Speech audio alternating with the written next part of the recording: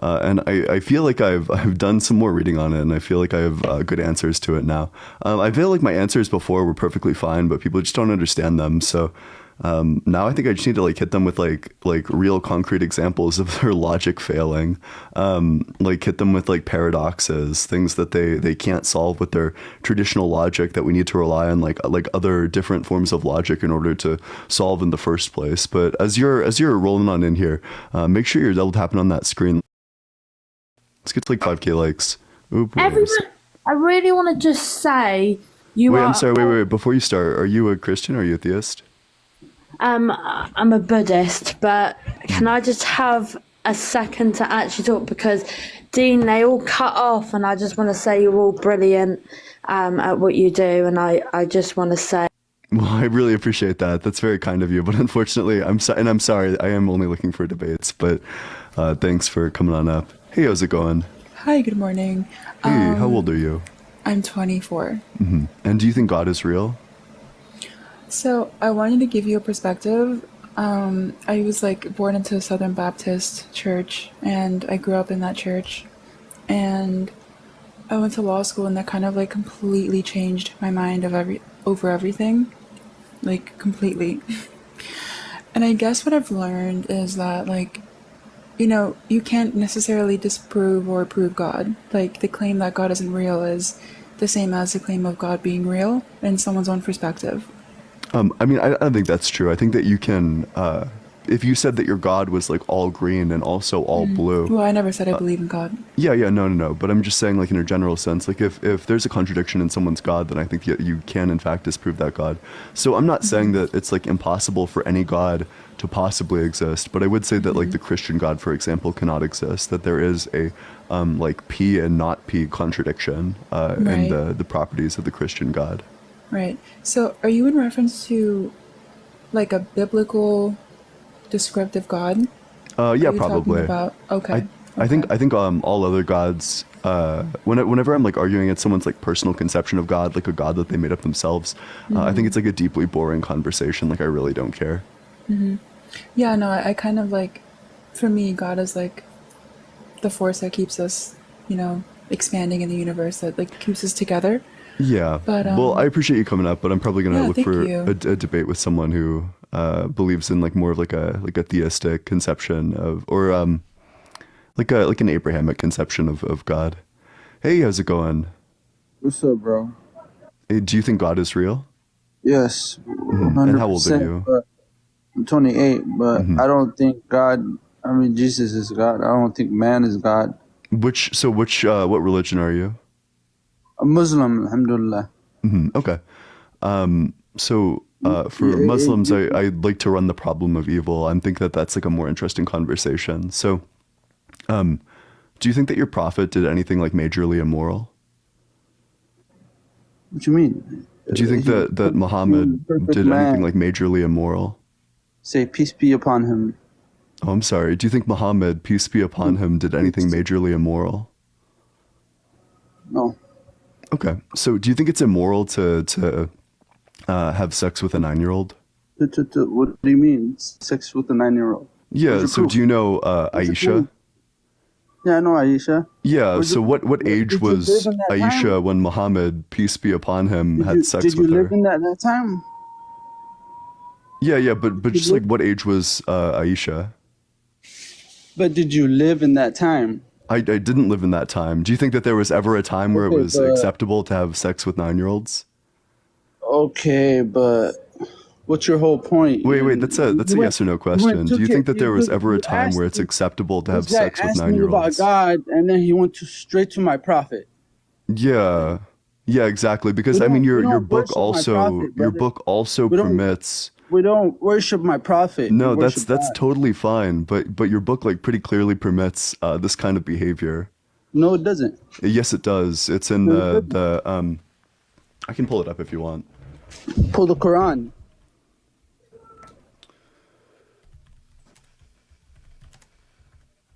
Can you pull the Quran? Yeah. So it's going to be related to the Quran verses related to Ida or waiting period. It essentially says that you can have sex with like anyone of any age as long as you're waiting for the waiting period. No, it does not say that. It does. No, it doesn't. I mean, this is just like you not knowing your own religion. I'm reading it in Arabic right now, and it does not say that. Yeah, wait, so what are you reading in Arabic right now? The same thing that you're reading. What part of the... I don't think you're actually reading it in Arabic right now. So which book, what verse? It's in the Quran. What do you mean? Yeah, but which part, which verse? You said you were reading it in Arabic right now. I don't think that's true because I haven't even given you the verse yet. So I'm not sure how you could be reading a verse that I quite literally haven't given you yet. Reading from the Quran. Bro, you're a waste of time, brother. Oh, it sounds like your prophet was a pedophile. Muhammad, peace be upon him. You see, this guy right here, he doesn't believe in God, whether it's Jesus or not. It doesn't matter. Yeah, okay, that's nice. But make sure you double tapping on that screen. Let's get to 5K likes.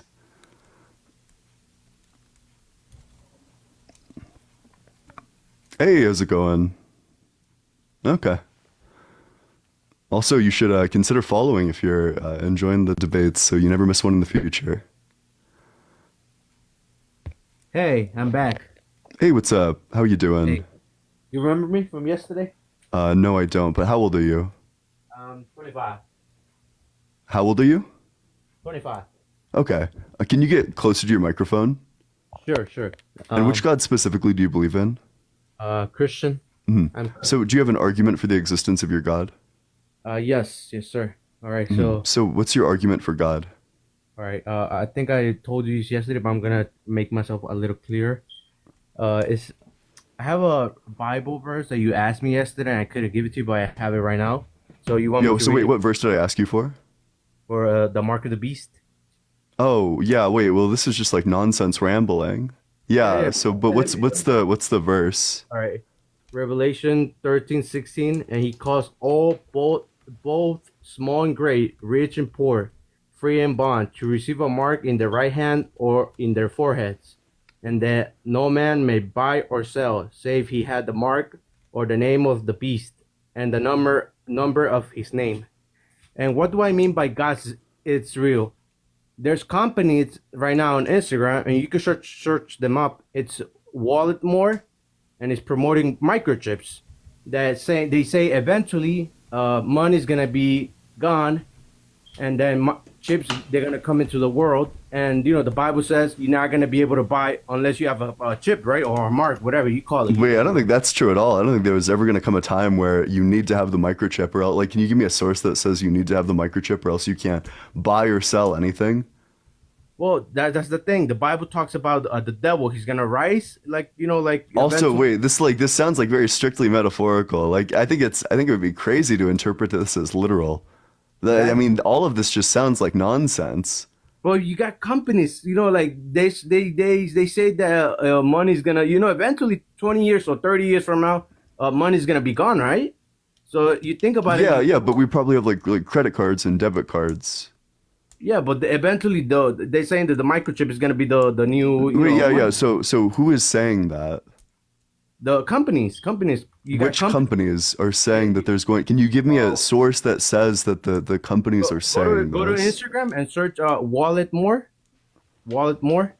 Okay, yeah. Wait. So Walletmore, no more money. No. Just search. Wait. The claim that you're making is that companies are saying that you're going to need the microchip. This just sounds like nonsense. It feels like you have no evidence for this claim. Like I have no idea which companies are saying that you're either not going to be able to buy anything unless you have the microchip. Oh, they're not saying that, but you. Yeah, cool. Wait, so then this is not in line with your prophecy at all, because people are still going to be able to buy and sell even if they don't have the microchip. All right, you got one more. Can I say one more thing? Like before, Yeah, go for it. You got, the Bible talks about the end times, right? Yeah, what about the end times? The Bible says, and like Christian, the Bible says that there's gonna be rumors of war. What do you see in the war right now? Like a lot of wars. War has existed for like basically all of human history. Yeah, I know that, but like. Yeah, wait. But So I don't think just like predicting wars. Like there's been wars ever since the Bible happened. There's been wars that have happened, and every single time people have been oh, well, there's going to be wars. Like, this is the Bible. Like, the Bible said there would be wars, and there's wars. Like, wow, that's very insightful. Yeah, but Like, this is just complete nonsense. Like, on face, this is nonsense. Back in that day, you don't have companies, creating a microchip that eventually. Wait. You already pivoted away from that one. You went to wars now. Do you want to defend the microchips or do you want to defend the wars? Like, you pick one position to defend. The microchip. Yeah. So, which companies are saying that you can't buy and sell absent the microchips? Well, they're not saying that, but Yeah, eventually- cool. Wait, so then we agree that your prophecy is in fact not going to happen. That we have no evidence it's going to happen. Hear me out. Don't you think eventually money's gonna be gone? Like I think it's possible that like physical money is going to be gone, but I think everyone is going to at that point everyone's just going to use like card. All right. Yeah, we are gonna get to that point. So you agree with me, right? At some point. No, I don't agree with you. Because I don't think like a microchip in someone's head or right hand is going to be the only way that people are capable of buying and selling. Also, this verse is like very clearly metaphorical. All right. Can I say something else before I go? No, I don't know. I'm growing tired of this, but make sure you're double tapping on that screen so we can get to 10K likes. Drop a follow as well. And I hope that guest gets some like serious medical help. Hey, what's up? How's it going? Hello?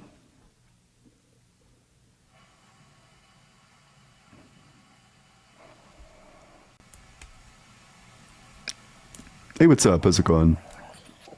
What's up? How old are you? I'm 21.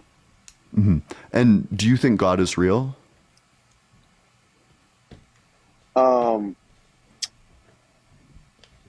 Hold up. I'm sorry. I completely misunderstood the point of this. No, I'm on your side. My bad. Oh, You okay. take me. Yeah. Hey, make sure you're only requesting to join if you disagree, if you think that God is real. Hey, what's up? How's it going? Are you talking to me? Yes, I Let am. me let me explain something before I ask you a question. Before you explain something, how old are you? I am 3 times your age. Okay, cool. Wait, so you're 69? Nice. Around, I got you. Okay, wait. Yeah, And do you let me think? ask you a Wait. question. I just need to make sure. Do you think God is real? Let me explain before I respond. Do you think? Is that Wait, possible? what religion? I need you to answer questions. What religion are you? I am a born again Christian, which Okay, is Protestant. Yeah, go for it. Yeah. What question do you have?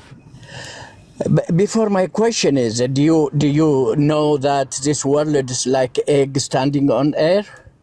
Is like eggs standing on air?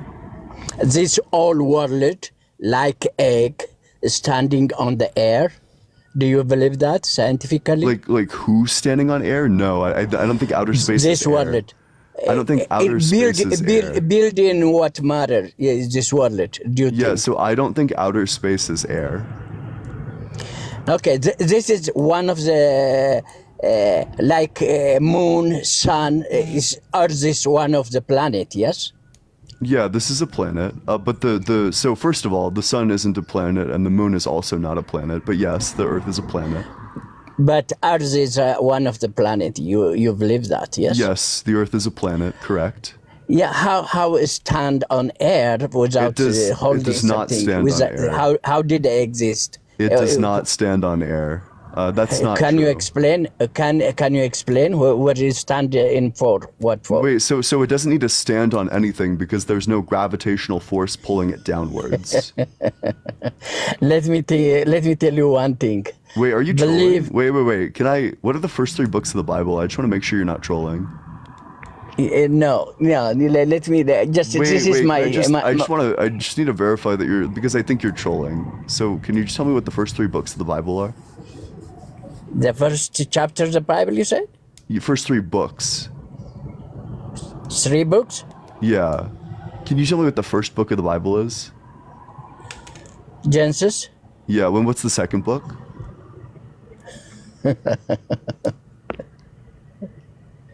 Why you ask me that? Because I think you're trolling. I have Bible next to me right now. You don't need to ask me that. Just Yeah, my so you should point just be able is. to answer it super easily. All right, that's fine. I can just move on to another guest who's willing to answer questions, but make sure you're double tapping on that screen so we can get to 15K likes. Drop a follow as well if you're enjoying it. I'm 21 because I know you're going to ask. Yeah. And do you think God is real? Sure, yeah. Yeah, which God specifically do you think is real? I just believe that there is a God and that he is one. Wait, hold on. Let me... Okay, do you have like a specific religion? Not particularly. Okay, I well, just I'm only believe in the people... You're looking for Yeah, I'm looking for people who have like a specific God. I can't really engage with just like randos, like random conception of what God is. It's like the least interesting topic in the world to me. Hey, what's up? Hey, Hey. 36. And do you think God is real? Well, yeah, but I want to know why you say that he's not real. I want to know why. So I'm specifically atheistic towards like the Abrahamic God, like the God of the Torah, the Bible, and the Quran. I think that the properties that this God has can't possibly be all existing at the same time. Like I don't think an all good God is possibly compatible with the existence of gratuitous and fully unnecessary natural disasters. Omar, thank you so much for the sunglasses. I appreciate it. So for example, if God is all good, then why does he allow 60,000 people a year to die in earthquakes? Like why would he just make the earth do that? That's your only reasoning? Yeah, I think it's like a pretty solid reason. Okay. I don't agree with it, but okay. Yeah, okay, that's fine. So then if you don't agree with it, then you can argue against it. So if God is all good, then why doesn't he stop earthquakes?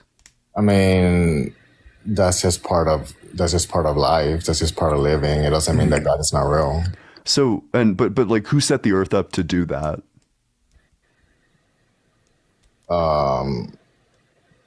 I don't know. I really don't know, but You don't know, you have no idea who set the earth up? I mean, Who made the earth? I believe that there's good and evil, and Wait. That's not the question, though. The question is just who made the earth?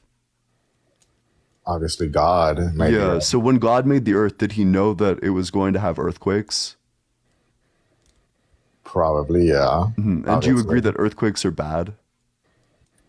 It's just something natural. I wouldn't say that it's bad. You don't think earthquakes? So would you mind saying that you're a theist and that you don't think that there's anything bad about 60,000 people dying a year from earthquakes?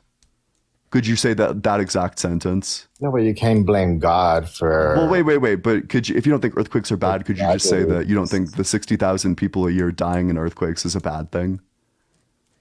Yeah, it's a bad thing. Oh, cool. So then we agree that God caused a bad thing. No, I'm not saying that God did it. I mean, there's good and evil, and then there's natural things that happen in our earth. But who made nature do earthquakes in the first place? There's always going to be people living, people being born, and people dying. That doesn't mean that God... Yeah, but you're just not engaging with the question. The question is, who made earthquakes happen in the first place? Well, there's plates underneath the earth that cause earthquakes. Yeah, and who made those plates? It's just part of life. I mean, it's part of how... So you keep on pivoting. Who made those plates? I just feel like it's something natural. Okay, but who made nature? God did. Yeah, so we agree that God made the plates. He made the nature, which includes the plates, which cause earthquakes. So God made the thing that causes earthquakes with the knowledge that it would cause earthquakes. And we agree that earthquakes are bad. So God caused something bad to happen. He made something bad. I guess if you're looking at it that way. But I mean, there is a God, obviously. Like, I know somebody who thinks that, who has like a different opinion, someone like you. And I can honestly tell you that she's gone through like a lot of deaths for like, with like people that she loved and people who are near her. And I feel like if she had a different belief, then she wouldn't have so much tragedy going on. Yeah. So, but we would agree that God is not all good insofar as, are you using, which God specifically are you using? Because you're referring to her with like she, her pronouns. I mean, I grew up Catholic, but I just have my own relationship with God, honestly. Okay, but are you a Christian? You can say that, yeah. Yeah, sure. So we would agree that your God is not all good then. I agree that there's good and bad in life. I'm not going to say that. That's not the question, though. You seem to be like struggling with just answering questions. You would agree that God is not all good insofar as you agree that God is the cause of earthquakes and that earthquakes are bad. I feel like you're overlooking, you're picking, and it's just, I feel like good things are going to happen in life and bad things are going to happen in life. That doesn't mean that God is evil. But if God is doing evil shit, then that means that God cannot be all good. I don't have to make the claim that God is like categorically evil. God can do good things as well. Hey, thanks so much for the heart. God can do good things as well. That's totally fine. That's like sick as hell. Unfortunately, it's completely irrelevant because the argument specifically is that God cannot be all good and also do bad things, that these are mutually exclusive properties. Sure, but you are agreeing that there is a God. No, I'm talking about in your worldview. Okay. Well, I don't that know. your worldview makes no sense because you believe God is both all good, but also that God does evil things. I don't think that God does evil thing. I mean, the devil. So you don't think that God making earthquakes is evil?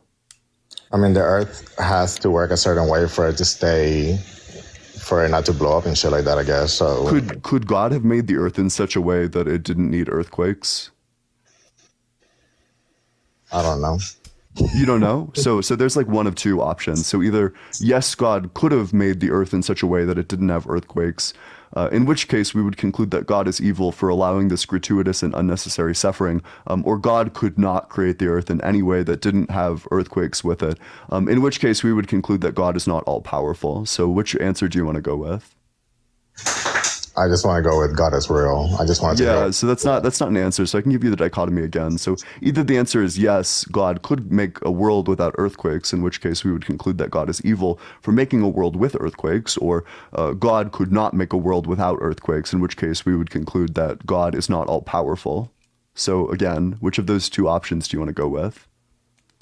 God is good, obviously. Yeah. Okay. So then you would say that if God is not evil, then you would say that God couldn't have possibly made the earth in any way such that it didn't have earthquakes. So then I would just conclude that God is not all powerful insofar as he couldn't make the earth in a way where it didn't have earthquakes, and he also couldn't stop earthquakes, even if he could make the world in that way. So if God is not all powerful, then your God is not real. That's crazy to me, but to each their own, I guess. Okay. Well, it sounds like you don't have an argument, but I appreciate you coming on up here. Well, just your shit is not. Make sure you're double tapping on that screen. Let's get to 25K likes. Drop a follow as well if you're enjoying the stream. I'd also encourage people to join the Discord. We talk about politics, religion, philosophy, really whatever you want. There's a link in the bio. I'd absolutely love to see you there. Server is very active. I'm very active in the server, and I direct at every single person every single time that I go live, so you'll never miss a live because you'll always get a notification. And with that, we'll go to the next guest. You should also drop comments, share it with your friends as well. It's good for the health and viewership of the stream. Hey, how's it going? Fine. Okay,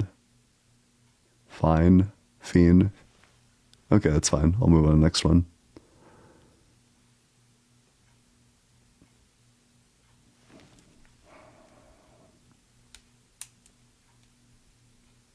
In order to get into the Discord, you might need to access it via a web browser. I've been told that the link doesn't exactly work. Hey, what's up? How's it going? ZS, that girl. You're muted, by the way. Okay, that's fine. I'll move on to the next guest.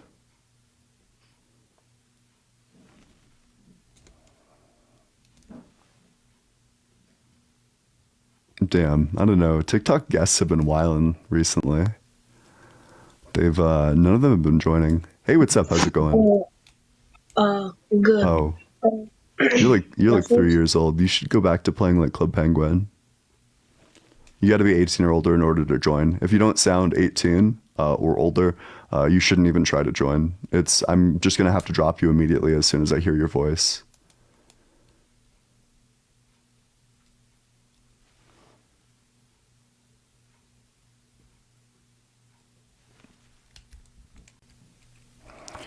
Please. Hey, what's up? How's it going? How are you? Good. How old are you? Can you hear me? Yeah, I can. I'm 26. And do you think God is real? Oh. So I'm trying to figure out, go ahead. Do you think God is real? I was just trying to figure out why. Yeah, I think he's real. Oh, wait. It seems like there's a massive delay. Yeah, I think he's real. Oh, okay, wait. So there's just like a huge delay, so I'm going to need to go on to the next guest who doesn't have a delay. But I appreciate you coming up here.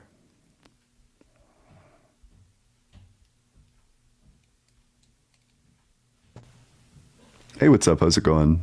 Hi, how are you? Doing good. Do you think God is real? Yes, I do.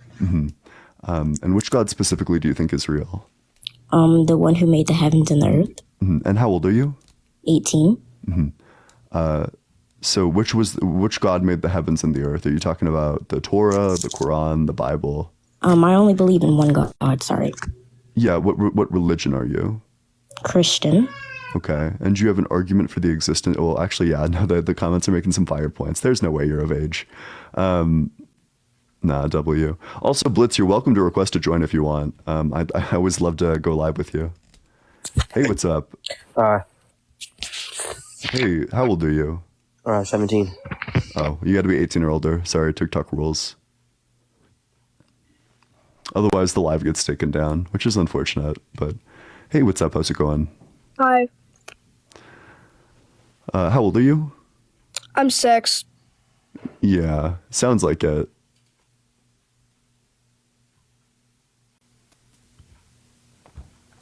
Hey, how's it going, Blitz?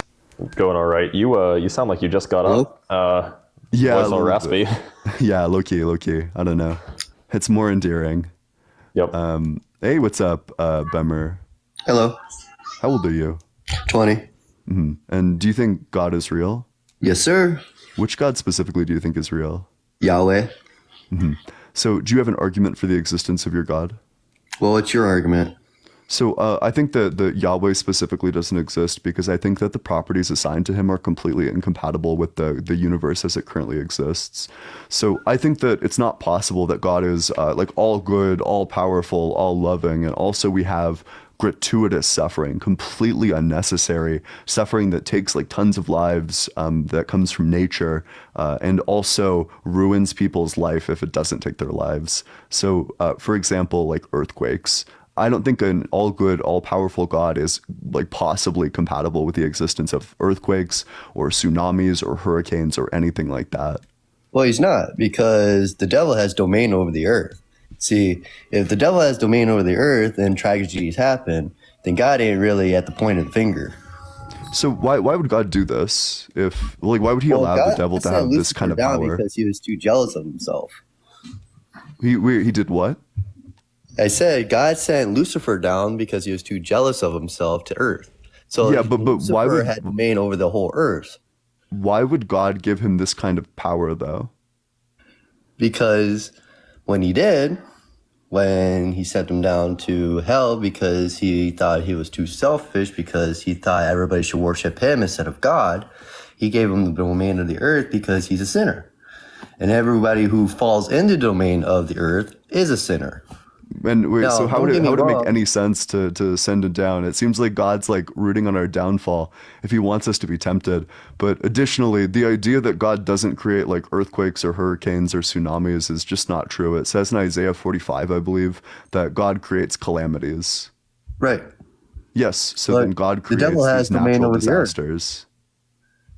But it doesn't say the devil creates calamities. It says God creates calamities. Well, he creates rehab. But he also creates calamities. Right. Yes. So why does God create, why is that a good thing to do? Why is God creating natural disasters a good thing to do? Well, Okay, I'll give you the point of Jesus. Why did he send Jesus down? But this is I'm not interested. So he sent Jesus down to to atone for our sins, to give us like a gateway into heaven. So this is, but to be clear, you just pivoted like really heavily. So let's get back to my original question. And thanks so much for the roses. But my original question is just, if we agree that God causes earthquakes, how can God be both all good and also cause earthquakes? He doesn't cause earthquakes. He does. It says in Isaiah that he causes calamities. Okay, so he creates rehab. Yes, but he causes calamities. Right. Why? How can an all good God tragedy create it happens as a tragedy, right? So you fall into Jesus with Trinity to go through the Father. Yeah, wait, this is just preaching. You're not engaging with the argument at all. Do you agree that earthquakes are bad? Yeah. And do you agree that God causes earthquakes? No. So when it says that God creates calamities, what do you think that means? Thanks so much for the hat mustache. Hold on. What do you think it means? I think that means that God creates like natural disasters and stuff. Is that your point of view behind it?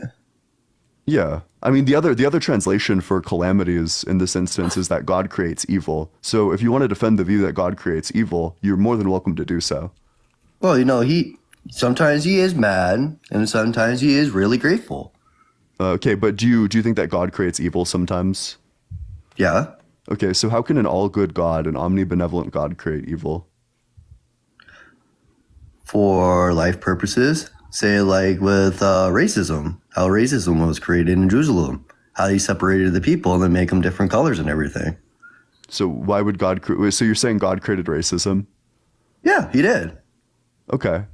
But you think God is all good? Yeah. Okay. He said the reason why he created racism because he wanted us to populate the earth and we didn't. And we partied for 5 straight days and until he made us different colors, made us hate each other and populate the earth. Why? So why would God do that? Because he physically told everybody in Jerusalem that he came down. He said, behold, people, you have to go and populate the earth. You can't be partying here. You can't be doing a bunch of drugs. You can't be having sex for 5 days straight. Wait. But why would he? Why is like creating race and racism the way to do this? Why couldn't he just like spawn them in at different points in the map? No. We're all equal when we came into the earth. Yeah, but we still are. So why would he make racism though? He made racism so we could spread out and populate the earth. Do you agree that racism is bad? Because we're all cooped up partying for too long. Do you agree that racism is bad? No. What? No. Racism ain't bad. Wait, are you trolling? No. Can you tell me what the first 3 books of the Bible is? Genesis. What's the second one? Hold on. All right. Well, I think you're probably gonna get the live taken down for hate speech. So I'm gonna move on to the next guest. But I appreciate you coming, or actually don't appreciate you coming up. That's you should reflect and become a better person. Casually saying he doesn't think racism is bad. That's crazy. I don't know. That's like the bad thing. Yeah. I ran into a conversation yesterday. And before I go on to the next guest, I'd love to hear what you think about this because it got like a little bit physicsy, and I feel like I need maybe like a better explanation. So, do you know what the transcendental argument for God is? Yeah. You do? Yeah. Yeah. So, one of the critiques I run of like universal logics is that we have like a wide variety of logics, and like one of the ways I prove that is I say that like quantum mechanics challenges the law of identity. Do you think that there's like any merit to that? Yeah, I don't know. It's okay if you don't. If you think it's a bad argument, you're more than welcome to. My issue is that I think that there are some questions.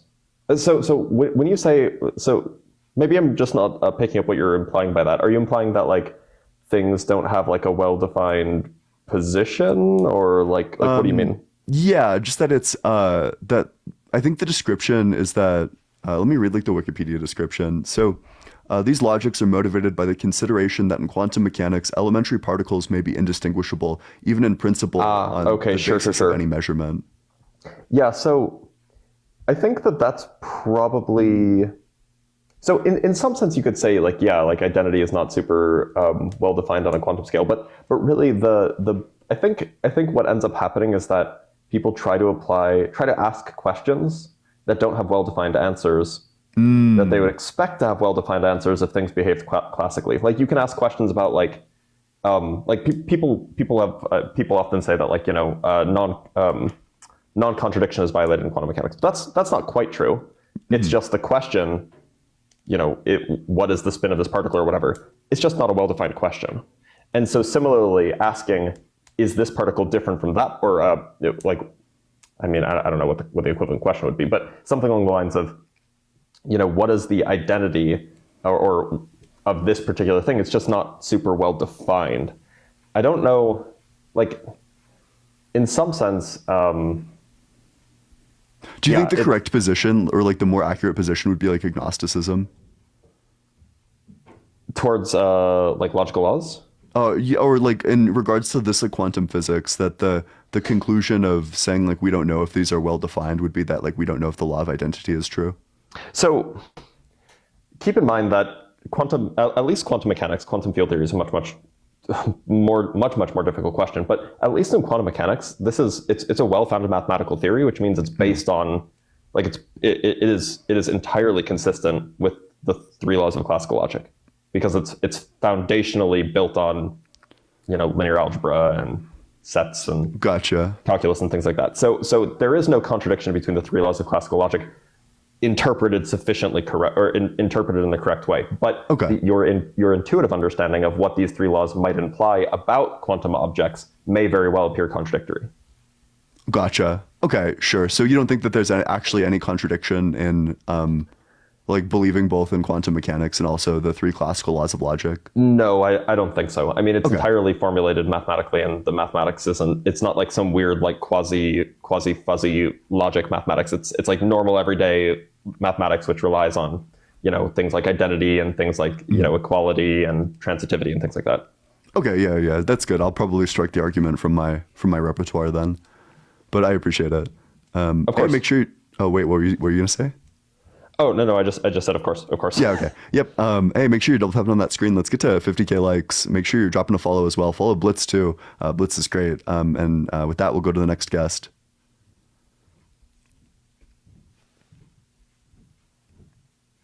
No, guests just haven't been joining recently. It's been like an epidemic, or maybe this is just like the problem of when your viewership gets like high enough that.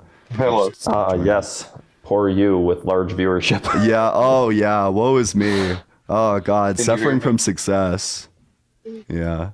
Hey, what's up? How's it going? It's going good. How are you? Good. How old are you? 35. Mm-hmm. And do you think God is real? Yes. Mm-hmm. Which God specifically do you think is real? I guess from your version, it'd be the God of the King James Version Bible. Of specifically the King James Version Bible? Yes. Okay. So do you have an argument for why your God is real? Yeah. So first off, I want to thank you for getting on and saying your point of view, because a lot of times we need to have these discussions and they don't happen because we get so angry at each other. Just because you don't believe the God that I believe in doesn't mean we should hate each other. I just want to get that out of the way first. Yeah, I totally agree. I don't hate anyone because of the God that they believe in. I think it depends. Sometimes I do hate people for their beliefs themselves, right. But that's, certainly not every theist. Probably not even the majority. But I hope to win you over. Yeah. But, yeah. So what's your argument for the existence of God? You would say that God exists because of what? So I would say he exists to,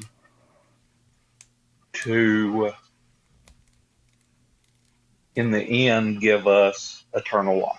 Yeah, so when I say God exists because of what, I'm not asking like to what end does God exist towards, but rather right. Like what's your argument So an argument is just a claim and a warrant, just like a thing to believe and a reason to believe it. So you would conclude that God exists because of what? Like why does God exist? What's your argument that God exists?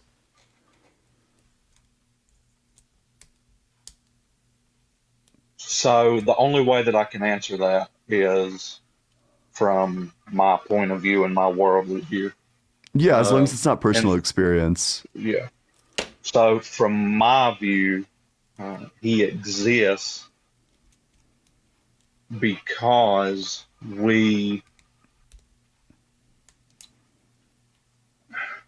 it's a tough question. Yeah, so maybe I can like flip it, and I'll give you reasons why I think he doesn't exist. Okay.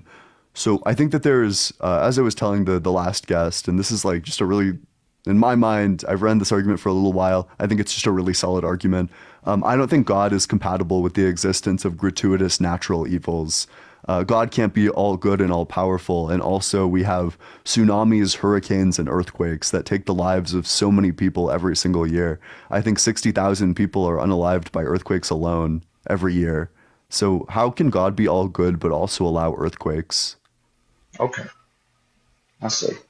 Okay, so from what you're saying is, since someone dies in a tsunami, and like you said earlier in Isaiah, God creates calamities, which I read the same Bible that says then. But I believe that God isn't just, like, people want to put him in just a good God. So you think that God is not all good? He is just.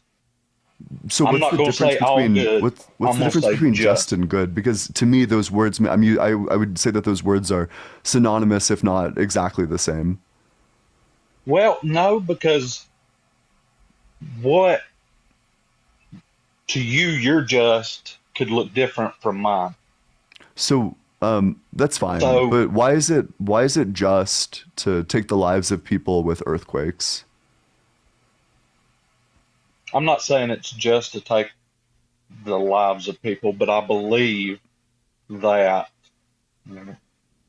before you're even born, God said he knows us before we're even in the womb. But do Once you we're agree born. that God is the one who causes the earthquakes in the first place? Sure. Yes. Yeah, I and you mean, it agree that says it in the Bible. you agree that the earthquakes are not just. I believe the earthquakes are a result of our sin and when he cursed the earth. So why would so no, that? they're not. Who set the punishment though? Like, why did God set that specific punishment? And why do you think that the punishment of earthquakes happening and the world being devastated by earthquakes is a just punishment?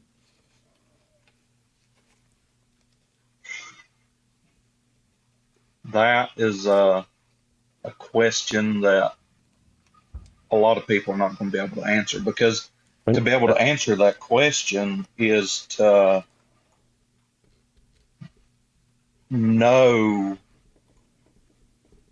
a level of being like God, because I can't answer that and not know exactly what's in the future. So, do you think that earthquakes themselves are just? Like when there was an earthquake in 2004 that took the lives of 227,000 people in Indonesia. Oh, that's horrible. It It's was, horrible yeah, when I that agree. happens. It's terrible. It's an atrocious thing. But do you think that that's just? No, I don't think that's just. And it's not just because of sin, because we are separated from God, and only through Jesus, which you know that from the Bible, from your reading. So why could God not stop the earthquake? He will one day. What? But He's why just does he not not have going the to power right to now. currently stop it? Oh, sure. Yes. So why doesn't he? Because he's given everyone a chance to come to him. But not the and people then- who die in an earthquake and don't believe in Christianity. Those people can't come to him. Yes, they can. Wait, so the So Indonesia earthquake, so 89% of Indonesia is Muslim. Under your worldview, are Muslim people able to like choose God in the afterlife? from my worldview, you have the option to choose it until your death. Yeah, so Um, when these people die and they hadn't yet chose Jesus, they couldn't choose him in the afterlife. right. So they Yeah, would go to hell so if they then had these the people will option. never, these people were killed and they have no opportunity to ever go to heaven. God said that those that have never heard the gospel No, they had. will be judged This was in differently in the end. 2004. They knew what Christianity was. Well, then if they knew what it was and then decided to reject Christ, then that's what we're told. Yes, you go Yeah, to hell but and you're how would that be a tormented. just thing to do? How would it be just to allow an earthquake to take the lives of so many people?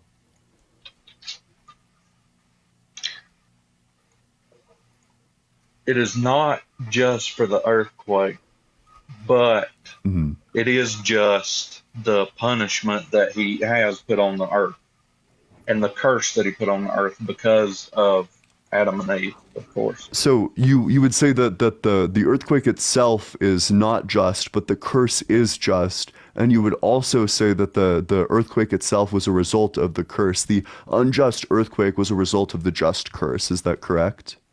Correct. How is that possible? How can it be? How can something unjust arise from something just as like a direct result? In many scenarios, I mean, you have a student under you and you are teaching them a certain way, and you tell them, this is exactly what you must do to pass my class. You give them all the materials they need, and they choose the wrong way. Yeah, wait, so but the people of Indonesia didn't eat the fruit from the tree of knowledge. Like they didn't do anything to deserve this. No. I understand that. But once we're all born and we come to know right from wrong, and then when we come to learn about Christ, then we have a decision, obviously, to make. Okay, yeah, but how would it be how can we hold the people of Indonesia accountable for something that they had literally no part of? Also, there's like Christians who are unalived in We're not earthquakes all the holding time. those people accountable. It's sin that's accountable. Wait, but these Adam like and Eve are these accountable. people are the The ones sin who are of who? paying the price. Like they're literally dying. Yes, but also from your world of view, dying is bad. Yeah. In my worldview, death is not bad. Okay, so do you think that there's anything bad about like killing a Christian? Killing a Christian? Yeah. Sure. I mean, killing anybody. Yeah, wait, so and why is that bad? Murder. I mean, Yeah, if you're but if you're why if death is not bad, then how can we say that like murder is bad? no, that's two separate things. Death is its own entity. Death is different. Murder is an action. Okay, wait. So Death is this there.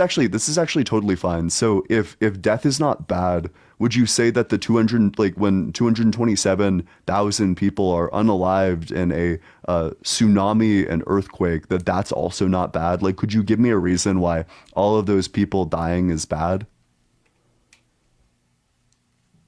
The loss of souls that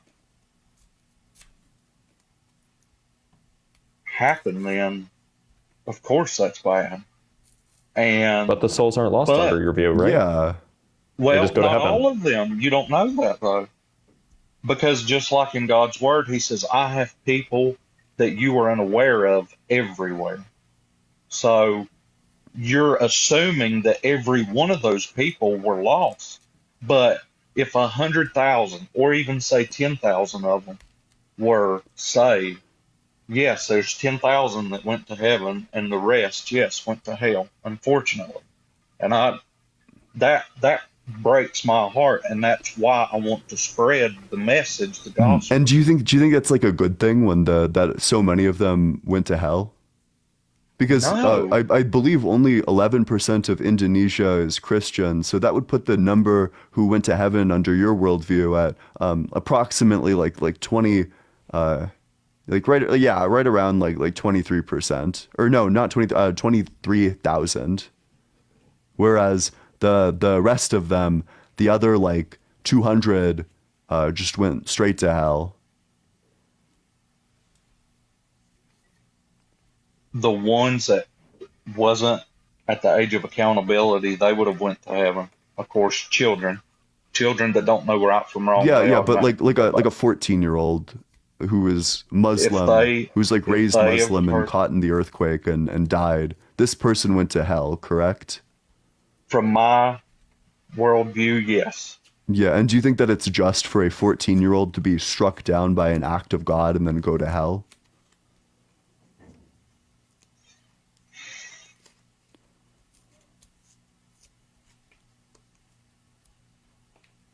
According to what I believe, yes, because we, like I said, we get an option to choose him or not. And if we choose not to choose him and live a life of self-pleasuring, then yes, our punishment is hell. So would you mind just saying that, could you just say the sentence word for word that you think 14-year-olds dying in an earthquake and going to hell is a just thing? Why would I say that? Because it's that's just what you believe. General statement. You literally believe it. No, you're making it sound like that's a general statement, all 14-year-olds. I don't believe yeah, but just that I like, believe okay, that's fine. Just So for 200,000 of them. Yeah, exactly. Righteousness. Well, I mean, look how many people has been since the beginning of the earth. And of course, like the Bible says, that hell enlarges itself daily. What number of 14-year-olds do you think it's just to send to hell? 0. I mean, none of them should be in hell. Cool. Wait, so then we would agree that every single time a 14-year-old goes to hell, that it's unjust. That every time God sends a 14-year-old to hell, that it's unjust. If they haven't accepted Christ. No. So Christ, how many? The question is just like how many 14-year-olds who haven't accepted Christ is an acceptable number to send to hell? Like, do you think it's morally just to send like, I don't know, like 3 trillion? 200,000? Yeah. Yeah, like 400. Like, do you think it's just to send 400,000 14-year-olds who don't believe in Christ to hell? If they lived a life of self-pleasure and did not turn from their sin, then yes.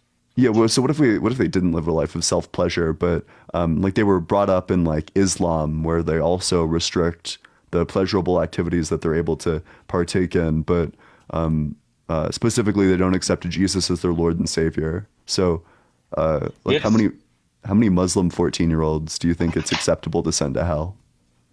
Well, let me ask you this first. Because from your worldview, it is unjust.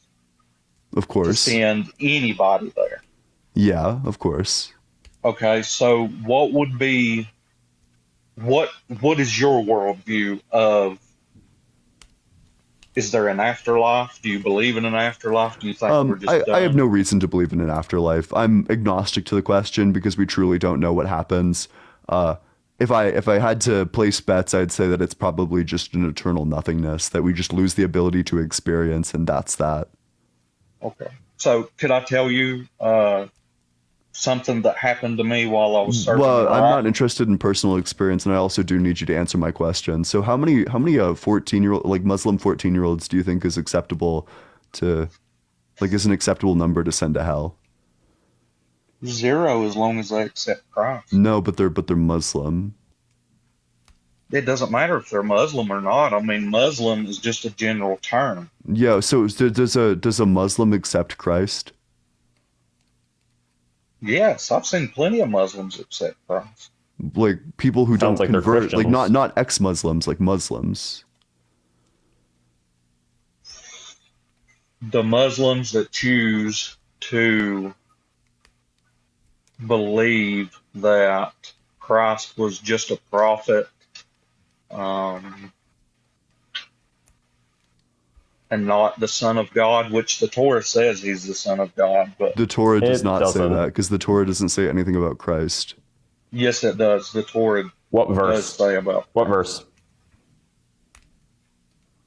That would be incredible if it did. Big if true.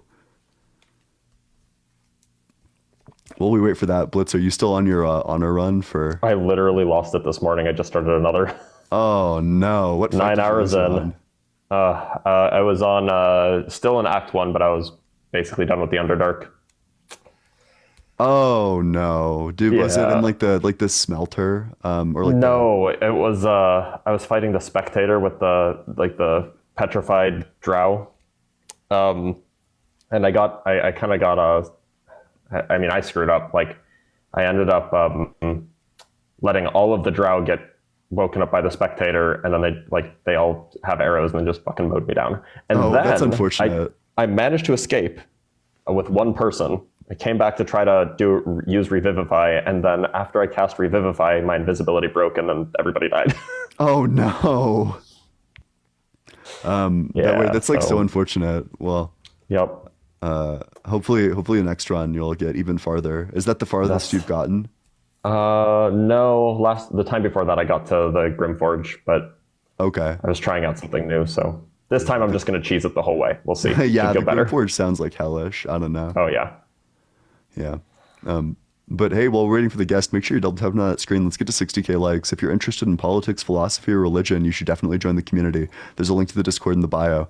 It's a very frequent, active community. We talk about all sorts of philosophical things, political things. We talked about like the Drake and Kendrick beef. Why? I don't know. It's fun. Are you up with the beef? Are you caught up? All I know is that Kendrick completely demolished Drake. That's all I know. Yeah. It's kind of a bloodbath, unfortunately, for Drake. Yeah. You think he's coming back? There's no. It's okay. The crazy thing is that like Kendrick is dropping like his responses 20 I minutes meant after. Josh. Oh, Josh. He's Oh, coming I thought you meant Drake. No. From what I've heard, there's no coming back. Yeah. Hey, Josh, are you back? Wait, I'm muted. Can you hear me now? Yeah. Did you find the verse that says that talks about Christ in the Torah? No, I was completely wrong. It is in the Talmud. Yep. Yeah, because the Talmud was written after Jesus was born. Yes. So yeah, on that part, of course they're I going to mention him. apologize. Yeah. But anyway, I should probably move on to the next guest, but I appreciate you coming on up here. Hey, make sure you're double tapping on that screen, and with that, we'll go to the next guest. This guy's name is Christ is King, or like Jesus is King. I wonder what religion they are. Hey, what's up? How's it going? How old are you? Jesus is King? Hello? Hello? If you're off the app, by the way, I can't hear you. Otherwise, there's been like a person in the comments who's been talking like crazy shit.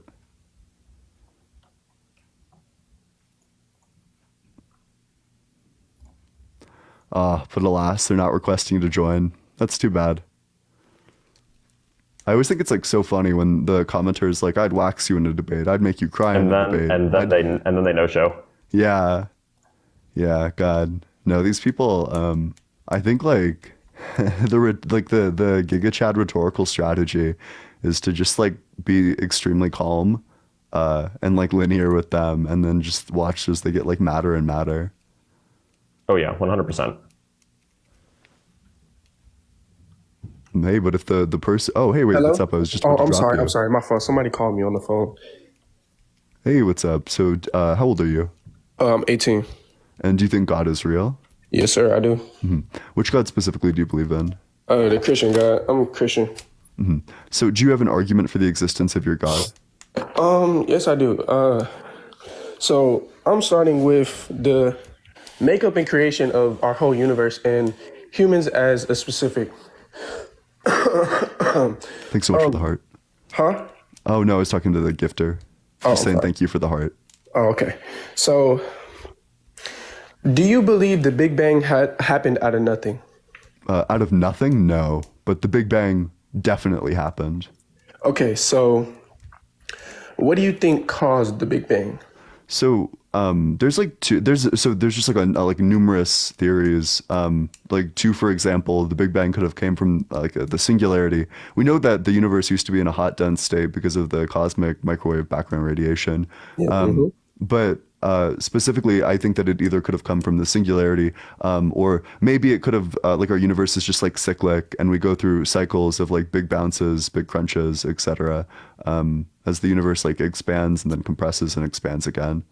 I don't know if I'm using those terms right, but I hope I am. That's my fault. If you keep going, you can. No, that's it. I was just gonna ask you if Blitz has anything to add. Yeah, or it could be neither. Could be something else entirely. Course, yeah. My another question: do you believe the balance of light and dark? Well, basically, good and evil. What do you mean by that? Like the balance of having too much good could tip the scale, having too much bad could tip the scale and lead into, like tip the scale in terms of what? As in like universal, like as in universal balance, like having light, you know what I'm saying? Having too much light could also be, you know what I'm saying? Having too much good, because. Can you give me an example? I have no idea what you're saying. Okay, so basically what I'm trying to say with the balance of light and dark, is the balance of having a devil while there is a current existing God, which is God exists. I remember you bringing up the earthquakes and all this other stuff to prove, you know what I'm saying? You're as in your debate. Yeah. My counter argument to that is basically, yes, God creates calamities, earthquakes, tsunamis, yes, in realization of what happened with Adam and Eve. You know, the story of Adam and Eve, how he said not to eat the fruit and all this other bullshit. So my whole thing is when Adam and Eve rebelled against God, what did he do? He exiled them from heaven, or not heaven, he exiled them from the Garden of Eden, and they started living normal lives, feeding into sins, lust, basically just all around, you know what I'm saying, sin. Yeah. So I would reject the story of Adam and Eve, and I think you probably would too. So I guess I just have like a question for you. Do you think that incest is ever moral? Dang. Keep in mind he said the word ever. Okay, ever moral. If we're talking about like, dang, that's hard. That's a hard question because is it in today's time? No, it is never moral for current humans to what I'm saying, have sex with their family. But if we're also looking in the circumstances of God, Adam and Eve being the only humans on Earth, I mean, how else would it get to us? God could have just made like a lot more people. It sounds like you're saying that it is moral if there's only two people. Not all right. No, okay. Don't. All right. Don't. I'm not necessarily saying that incest is moral. Sounds like that's what you're saying. Okay. It sounds like you're saying that there's scenarios where incest is moral. Well, I'm not saying. All right, look, incest is not moral. Okay, let me say this: incest is not moral. Okay, I'm gonna say incest is not moral. Yeah, but there are in some cases where it happens. You know what I'm saying? There are some cases where that's like saying, like how you said, is racism moral? No, racism is never moral. depleting someone because of the color of their skin is never moral. Are you about to say except? No. No. I meant like depleting, like degrading people because of their skin is never moral. But there are some cases where people are racist. Oh, sure. Yeah, like there are cases where people are racist, and that's wrong. That's a bad thing. Exactly, but that doesn't. But the analogy would be to say that there's cases where people do incest, and that's wrong. That's a bad thing. Yeah, I mean that's what happened whenever with the Adam and Eve situation. I'm not saying that what they did was right, but that's what they did to get to us. Yeah. So you think that incest was immoral? That when they did incest, it was immoral? Of course. So how could it be immoral, but God commands them to repopulate the planet? Incest is inevitable if that's what they're doing. Well, if we're also looking in a place of God, well, all right. So Adam and Eve had kids after the fact that they got, you know what I'm saying, exiled out of the Garden of Eden. So, yeah, but God commanded them to repopulate the planet before they got kicked out of the Garden of Eden. Okay, so if we're talking of this, all right, them doing that could be, you know what I'm saying, that could be not moral, obviously.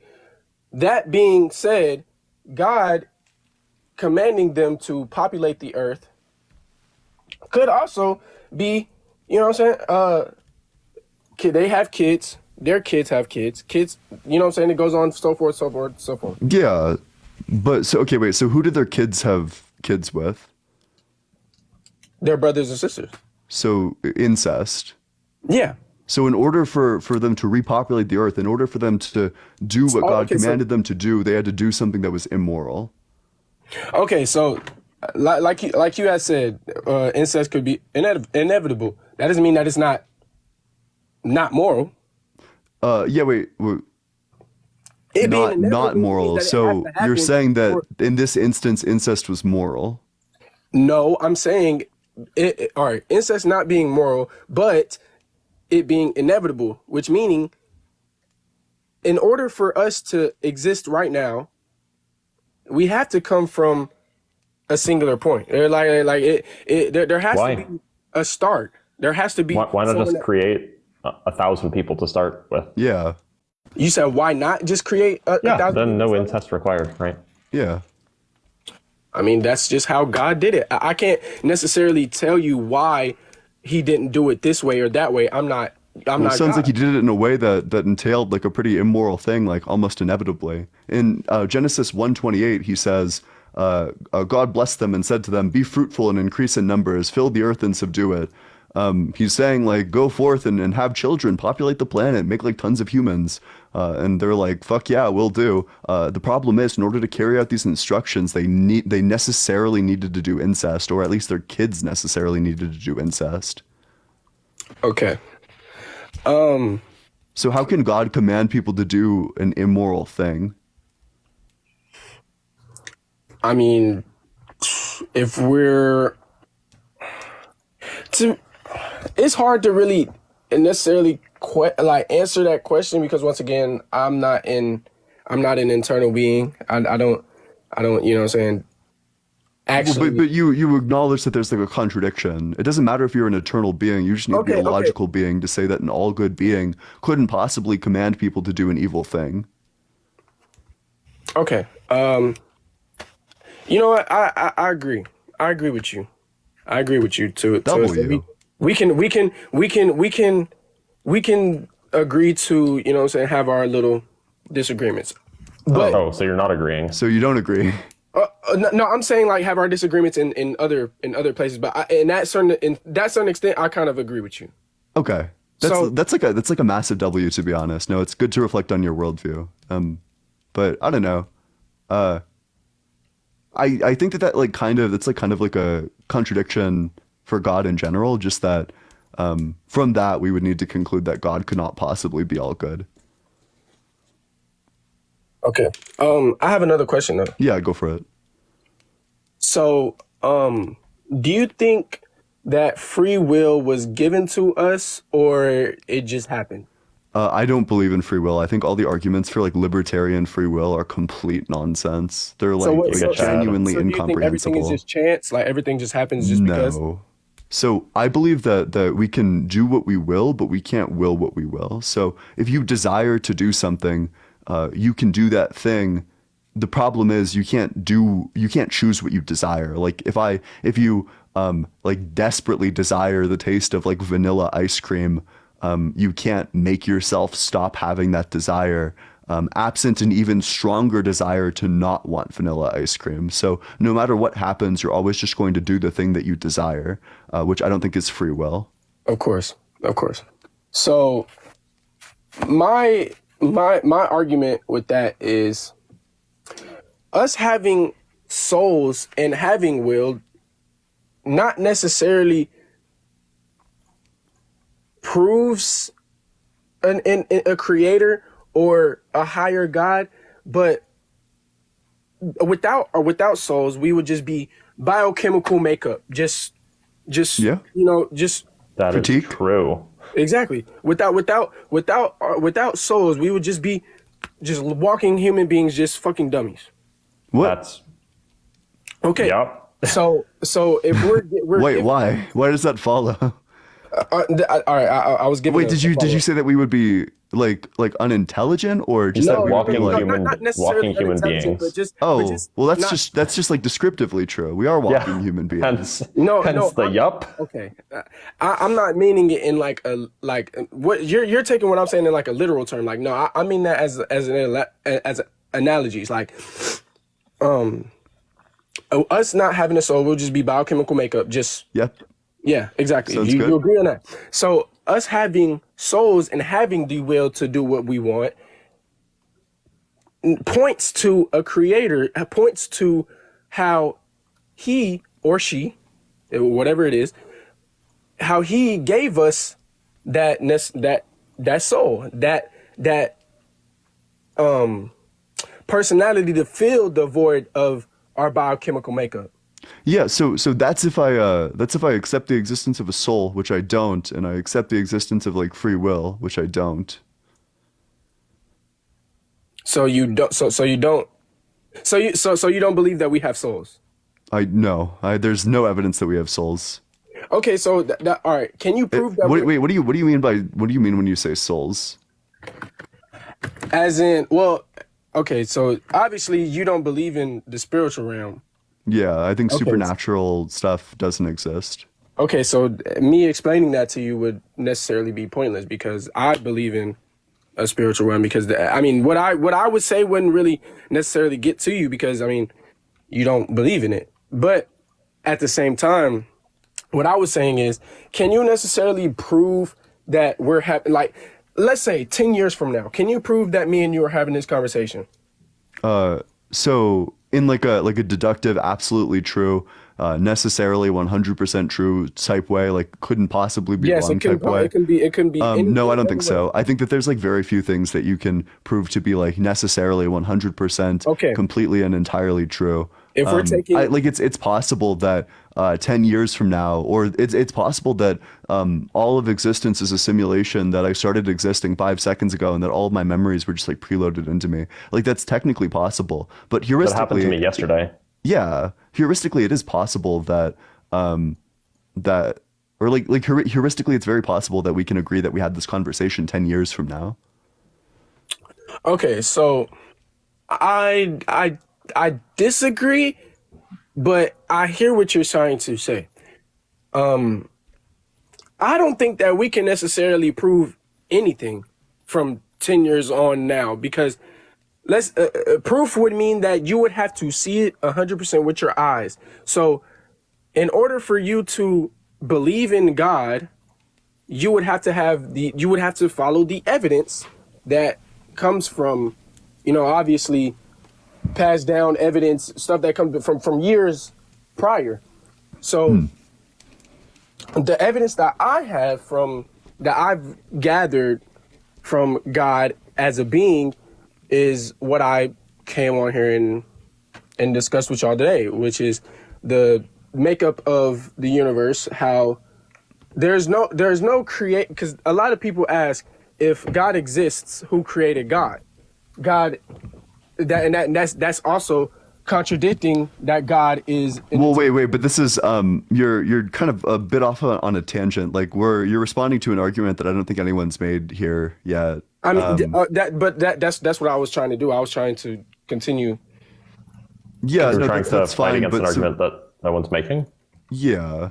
I mean, wasn't I just conversating and trying to make that argument? I was going to continue to. So the argument doesn't make sense because it's like saying, well, that would be like if I said, well, some Christians try to prove the existence of God by pointing at trees, but that doesn't prove God. And it's like, okay, I guess, but like no one was making that argument. Okay. That's fair. That's fair. That is fair. What my objective was not to necessarily prove God, but to give you the evidence that I had that led me to believe in God. What's the evidence for that? The creation of, or basically how precise the universe is. Also, did you know that if we were made? Here we go. What does "here we go" mean? The fine-tuning argument is very, very. No. Anyway, go ahead. Yeah, by all means. No, Blitz is like salivating. Nah, basically, what I was going to say is, just how precise our makeup is, and in the universe itself, you know, how precise things would have to happen, how you know, the odds of it, it's so little that there's no coincidence that all this stuff just happens. There has to be a creator. There has to be someone making this, being the cause of the Big Bang, or humans, or 0 point, whatever you think happened, you know?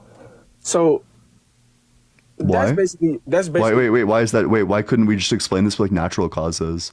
Also, the idea that the composition of the human is perfect is like extremely not true, and the idea that the composition of the universe is perfect is like something that we actually don't know for sure, or have like there's like lots of evidence that the universe isn't perfect, that there's like a million ways that the universe could be like safer for humans, but like humans specifically, we like eat through the same hole that we breathe through, which causes the phenomena known as choking. God could have easily designed us in such a way that we don't choke, but like regardless, I think that yeah. Well, hey, we all are just humans. You know, my time is unfortunately running up. I have to run some errands, but I appreciate having this conversation with you, and I appreciate y'all as a whole listening to what I had to say. Yeah, of course. Well, I appreciate you coming on up here. You're very respectful. Hey, make sure you're double tapping on that screen. Let's get to 70K likes. We're like damn near there. You should drop a follow as well if you wanna. If you never want to miss a live in the future, you should also follow Blitz as well, because Blitz is great. But if you're interested in joining the community, there's a link to the Discord in my bio. We talk about politics, religion, philosophy. We talk about daily events in life. You might need to access it via a web browser, but I'm very active in it. The server itself is very active. We have great conversations every single day. And I direct at every single person every time I'm live, so you'll never miss a live because you'll always be notified. And with that, we'll go to the next guest. You really need to get yourself an automated human brother who comes on and does your ad reads for you. Yeah, that's what I'm saying. I need to pre-record it or something. You need to invest in a ChatGPT training model or something. Yeah. No, as soon as ChatGPT stops spreading like blatant misinformation, it's going to be so back. Oh, the guest left. Yeah, okay, weird. Yeah. No, finishing my math degree, I was like, it was right when ChatGPT was getting big, so I was like, maybe ChatGPT can help me with like advanced level proofs for my No. senior classes. No, God, not a it chance was in hell. So bad. It was so bad. It just hallucinates things. Yeah. Yeah, it's like appealing to principles. It's like spitting out non sequiturs like it's its job, and it's appealing to things that are like just not true. Yeah, it's real bad. I hear it's better now, but still, I wouldn't trust it as far as I can throw it. And my understanding is that it's quite heavy. Yeah. Yeah, there's also I think it's like a really interesting phenomena because there's like people who know literally nothing about coding who are like, well, I just asked ChatGPT if it could help me do this like extremely complex task. And the code isn't working. Can someone help me? And then all the comments are like, yeah, like your biggest problem is that you just need to learn to code. My you're biggest pet fucked. Like, peeve is when people argue with me about physics because ChatGPT's told them something. oh God, that's painful. That gives me like full body cancer. oh God, that's a painful one. Yeah. Hey, wait, what's up, Polo? 1 second. There was like one time where I was trying to, I was like asking ChatGPT if like a specific philosophical view existed, and it was like, yeah, it exists. It's called like this, and this. And like here is like some of the key works, and I'm like, oh, who are these key works by? And then it's like, oh, I actually made all these up. Sorry, my mistake. It's like, what? It's pretty bad. Yeah. What's up, Polo? How's it going? Hey, how's it going? Are you 18 or older? Yeah. Mm-hmm. And do you think God is real? Yeah, I know it. Mm-hmm. Which God specifically do you believe in? The one y'all guys talk about all the time. Yeah. So why do you think that the Christian God is real? What's your argument for that? Well, there's many arguments for it, but let's do one at a time. Okay. Yeah, one of the main arguments that show God is real is if you just look at atheists. The Bible tells us that the carnal mind will be at enmity with God. The word enmity means hostile opposition. You guys are on here every day in hostile opposition to a God you claim doesn't exist. Are you saying that we have a carnal mind? You're obsessed. Of course you do. If look, would you say that? Because the Bible, do you know what pegging is? Yeah, I was just about to ask. Yeah, of course you do, because listen, you're obsessed with God's existence. So of course God exists. I'm so sorry to interrupt, but I think Blitz is asking a really good question. But are you familiar with the term pegging? It's going to come up in the argument. Can I finish my point? Yeah, but then I need to answer the question, but go for it. Okay, yeah, definitely. No, what I'm simply saying is that one, the Bible, I mean, it is pegged you guys. It's pegged us? Yeah, it is picked you out perfectly. It describes exactly what you do. You on here every day. Who obsesses about a God, about something that doesn't exist? That has no Jesus. Well, Congress people, that's who. Yeah, real. God's existence has to be grounded in reality. That's why you are reacting to God's existence. You're not on here every day talking about the existence of the Tooth Fairy. You're not talking about the existence of Rumpelstiltskin. There aren't Georgia senators who are, or there aren't Georgia Congress people who, because of their God, are trying to legislate, I don't know, that something about space lasers. Like, look, the Tooth Fairy doesn't affect everyday life. Yeah. Religious zealotry does. Yeah, like the fact that the Tooth Fairy doesn't exist is entailed by my view. But additionally, like kind of the main point is that if truly the Bible was pegging me every single day, I'd be a Christian without a question. So atheists never want anything to do with atheism in government. They don't never want to push their atheism in government. Is it okay? What do you mean by that? Hold up. Since you're so upset with people pushing their views in government, what about when atheists want to get rid of chaplains? What about when atheists when they want to get rid of what? Are you okay with that? When they want to get rid of what? Hold up. Are you okay with atheists pushing their views in Congress? Wait, maybe I'm just not hearing the word. Can you give me an example? He said chaplains. They're like the religious. When chaplains pray, military officers who like okay with act as priests and stuff to military soldiers. Are you okay with atheists saying that pushing their views, saying they don't want chaplains, they don't want certain things because of their chaplains where? views. Where specifically?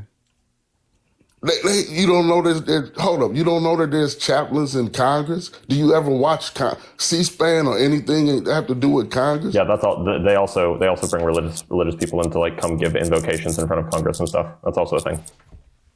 Yeah. So are you? Wait, how do you spell that? I'm just completely unfamiliar with this word. CHAPLAIN. I mean, if you don't, CHAPLIN. LAIN. Oh, I actually have seen this word before. Who is charged chapel now? Okay. So it's just like a military priest. Yeah, I mean they also call them chaplains when they bring them in for like congressional invocations, like the opening ceremony of the year of Congress or whatever. I think that's kind of weird. But I don't know. I mean, I guess if like people want, as long as like all religions are represented, as long as Satanists are allowed to do it too. Yeah, that's fine. Like as long as they have like all religions represented, I don't really care. People are allowed to be religious. I think that, can you give me an example of atheists pushing their religion? Their religion? So you never heard atheists talking about they don't want a chaplains talking and chaplains preaching and chaplains giving a prayer before Congress? You never heard atheists saying they want to take "In God We Trust" off the dollar bill? You never heard? Well, that's kind of weird. I mean, it seems like all of these things are pushing your religion, and that it's just atheists wanting you to stop pushing your religion. It just shows your hypocrisy. No, there's no hypocrisy. So atheists just think that religion shouldn't be pushed. Atheists, guest, you've been doing a lot of yapping. Atheists just believe that their religion, that religion in general shouldn't be pushed. You're doing a lot of yapping because you make absolutely no sense. You sit up here, like I say, every day. Hold on, let me ask you. Do you have like a real argument, or let me ask you a question. You was talking earlier about being just and what justice is. Are you okay? Oh, huge pivot, massive pivot. Are you okay? You're pivoting to a completely different topic. Let's stick with the topic that we were talking about. When I say the words that atheists just don't want you to push your religion, what do you think I mean by that? What's wrong with people wanting their religious views in God? Tell me. Wait. Nothing's wrong with like wanting religious views in general. You just can't push your religious views on other people. That's the problem. Give me the verse in the Constitution that says in the Constitution. Give me the statute in the Constitution that says a person can't push their religious beliefs. They can have their religious beliefs. You're allowed to. We just don't want you to. I think it's bad. Well, that's just your opinion then. But it's not prohibited. Yeah, I think that pushing your religion is bad, actually. Yeah, correct. I guess if you want to get technical, that is my opinion. Yeah. Let me make a point to you. Yeah. Over 75% of African Americans are Christian. That's really cool, but another huge pivot. Except it's not cool because they were forced. This religion was forced on them by their slave owners. That's also true. Yeah. Are you saying that all those people shouldn't have influence in Congress? Shouldn't have a point of view? You guys should reject your slave religion and return to traditional. Are you saying all those people should not have their view heard in Congress? So they can have their personal beliefs. They just shouldn't be able to cite these things. Nobody should be able to cite a religion in Congress as justification for the action they're taking. No senator should be able to like interrogate the president of Cornell or Columbia and ask them if they want their school to be cursed because of the protests in favor of Palestine. Nobody should be able to cite their religion for things like this. Yeah. Why though? Because your religion isn't real. It's not real. It's fake. It's like a fairy tale. The Constitution says no law should be established or prohibit the free exercise thereof. So tell me what laws be. Wait, I'm not appealing to legality. I'm appealing to morality. No. Well, if the Constitution said that you can, American is governed by the Constitution. If the Constitution said that it was fine to shoot babies into the sun, American is governed by do you think that would make it moral? Why can't religious views be heard? Why can't religious views be heard? Religious views can be heard. You just shouldn't be citing them. Well, again, it's just your hypocrisy. What do you think? I don't think you know what that word means. Your utter hypocrisy. What I don't do you think think the know word what- hypocrisy hold up. means? You didn't even know that chaplains. What do you in think? church- What do you think the word You hypocrisy? didn't Yeah, even know and I that- freely hold up. admitted. I had no learned a idea what that word. word meant. You So was what do you think the ignorant- word you was hypocrisy ignorant about means? something as simple as chaplains. What do you Napoleon think the Dynamite. word hypocrisy means? Hold up, Napoleon Dynamite. What do you think the You just call him word? Napoleon Dynamite? That's Hold like a up, pretty creative. Typically, people just like call me Dynamite. slurs. Hold up. I gotta respect had it. no clue. That is pretty funny. Hold on, Napoleon Dynamite. You had no clue about chaplains. Correct. I sit up. I hear your live. You are clueless about just about everything. Yeah, no, I don't think I'm you are clueless about very many things. You But are if I don't know absolutely something, clueless. truly, if I don't know something, I'll admit it. You are That's why I absolutely admitted clueless. immediately that I was not Hold on. familiar with the word. You are absolutely clueless about just Yes, about correct everything on I that hear you specific about. word, which is why I admitted. Yeah. I said very directly, I'm not sure what that is, and then I researched it. But it seems like you're pivoting to Yeah, just kind of like a because nonsensical point. Guest, do you have a Hold real on, argument? hold on. Do you have a real Now, let me ask you argument? another question. Wait, Yeah, this is I have Angel a Investor, question huh? for you. This Do is you have Angel a real Investor. argument for Let why me God ask you a exists? question. Do you have a Napoleon real Dynamite. argument? I already asked you a question. Answer my question. I'm more than happy to Let's- answer yours. I mean, can I get a word in? I know you. Yeah, like to wait, you interrupt totally guests can. I just want so you can ask me your 'cause question because after you you making answer these- my question. Because you're making these silly points. After you answer my question, Okay. I can answer your question, no problem. Okay, So great. Go ahead. so what do you have an actual argument for the existence of God? I just told you my first one. People Yeah, like wait, you what's that? What is who it? are obsessed. The Bible. Look, you would go through absolutely withdrawal if you couldn't be in hostile opposition to God. You on here every day. The Bible says exactly what you're doing. The Bible said the carnal mind is in hostile opposition to God. So if the You on here Bible every says day that the in sun will hostile opposition rise, to God. You're so doing if the Bible says Can I answer the question? if the without- Bible before says you- the before sun you will answer the rise, does that question- mean it's Can I true? answer the question? Angel, before you answer the question, I'm actually going to dip you in because somebody wants to play Overwatch with me, and it's been a while, so I have to go join them. Yeah, no, definitely. But thanks for I having me, appreciate you man. coming on up here. Okay. Let me answer the question, Napoleon. You Yeah, said go I for can it. look, you are on here every day in hostile opposition to God. You're doing exactly what the Bible says you're going to do. You obsessed with a God you claim doesn't exist, and you think that's logical when you don't have any information about the nature of reality, and you talking about God isn't real. You don't know. If you've been on this earth 30 years, and the universe is 13.8 billion years old. I don't think you know what a question is. This You've been- isn't a question. You've been around for point zero. This is just like a slew of personal attacks. That's not a question. Can I finish my point? You said Yeah, I wait, can just finish like my ask the point. question though. Get to it. Yeah, I'm almost done. You've been on 0.00002%. You don't know anything about the nature of reality. How do you know God isn't real? You don't even know anything about the universe. The universe is 93 billion light years across. How much of that universe do you know about? Have you been to? Yeah, cool. So the reason Answer why the I think question, that how much of that universe have you been to? oh, I've been to just None like a of couple them. of You've been places stuck around on Earth America. the So whole probably time. like You think you smarter than God? no, tells I don't think I think Professor- you're wait, buddy.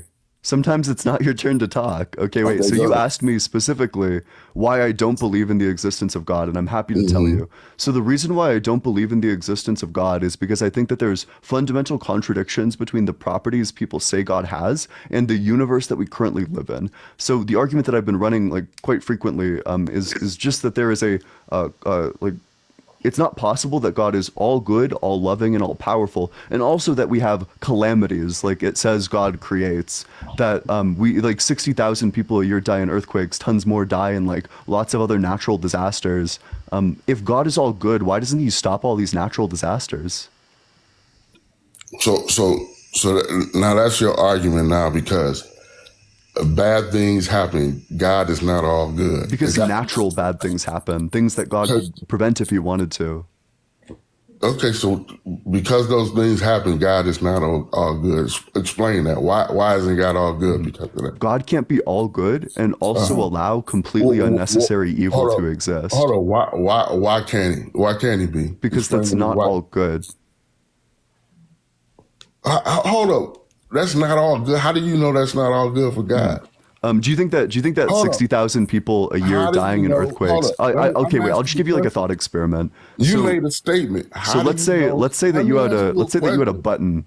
Let's say that you had a button in front of you, and if you push that button, all earthquakes would stop immediately. Let me ask you a question. Wait, I'm already asking you something. Stop. So, like, let's say that there's like a button in front of you, and if you push the button, it would stop all earthquakes immediately forever. Do you think that it would be moral to not push that button? Would it be moral not to push that button to stop all earthquakes forever? Yeah, like if you could just like press a button, earthquake's gone. Okay, if I could would it just be, press or I guess like more so, would it be a moral thing to do to No, get rid will of you all be quiet earthquakes? while I answer? Listen really close. Yeah. Will it be moral if I push the button and stop all earthquakes would happen? Of course it wouldn't, because at the end of the day, I'm not God. I don't have the information that God has. The Bible tells us we're connected to all sorts of heavens, all sorts of other worlds. It's a big universe out there. We're stuck in 3 dimensions of space and 1 dimension of time. Let me ask you a question. Do you have more information than God? Hey, hold on. I think Dean probably has like some commentary on what you just said. Do you have more information than God? If God is real, then no, I don't. But I think Dean has commentary on what you just said. Well, then your whole question is stupid. Your whole question is stupid, Napoleon. No, I think I have more sense. information than God. I think I do, because I don't think God No, exists. you don't. Because you only 20 years old. You don't even know. Hey, Polo, I'm gonna ask you just to like slow down for a second. I want to. You don't know anything about your own existence, Dean. What are you talking about? Hey, Polo, chill. You're delusional. Polo, you believe in literal fucking magic. You literally think you're smarter than Can I God. ask you a question? Let me ask you a question. No, I haven't said anything. I just got I'm up over here here. talking. I was answering a question. Don't come I up know. here I trying just to have some bogart. commentary, Polo. Is that Listen, okay? I was answering a question. Please be quiet till I'm done. You're not done? Be quiet until I'm done. Wait, you're not answering a question. I answered your question, and then I passed it over to Dean. No, I'm gonna. He asked you if you'd hit the button. Because I hear your stupid arguments all the time. Let me finish answering the host. What the fuck do you? Okay. This guy's like a fact top of the tier matter- yapper. Like he yaps so fucking much. It's crazy. You know what? I'm just gonna go ahead and say what I had to say. Host, So essentially, didn't you just say, host, I can answer my question? Isn't that what you said? Wait, host? Dean, you're like a mod if you just want to mute him Host. and like push through. So yeah, Polo, here's just what I wanted to ask you. So Ian asked you if there was a button to stop all earthquakes, that you wouldn't hit that button. So it sounds like the larger principle here is like if there was a button to stop all like natural like wrongness in the world, you wouldn't do it. But like humanity kind of does this sometimes. Like for instance, Bill Gates has spent like a long time developing like a certain like genetically modified type of mosquito to stop all malaria. Like we've developed other things to stop other natural diseases, and I think that humanity's even been trying to develop something to kind of maybe control the weather patterns and stop hurricanes.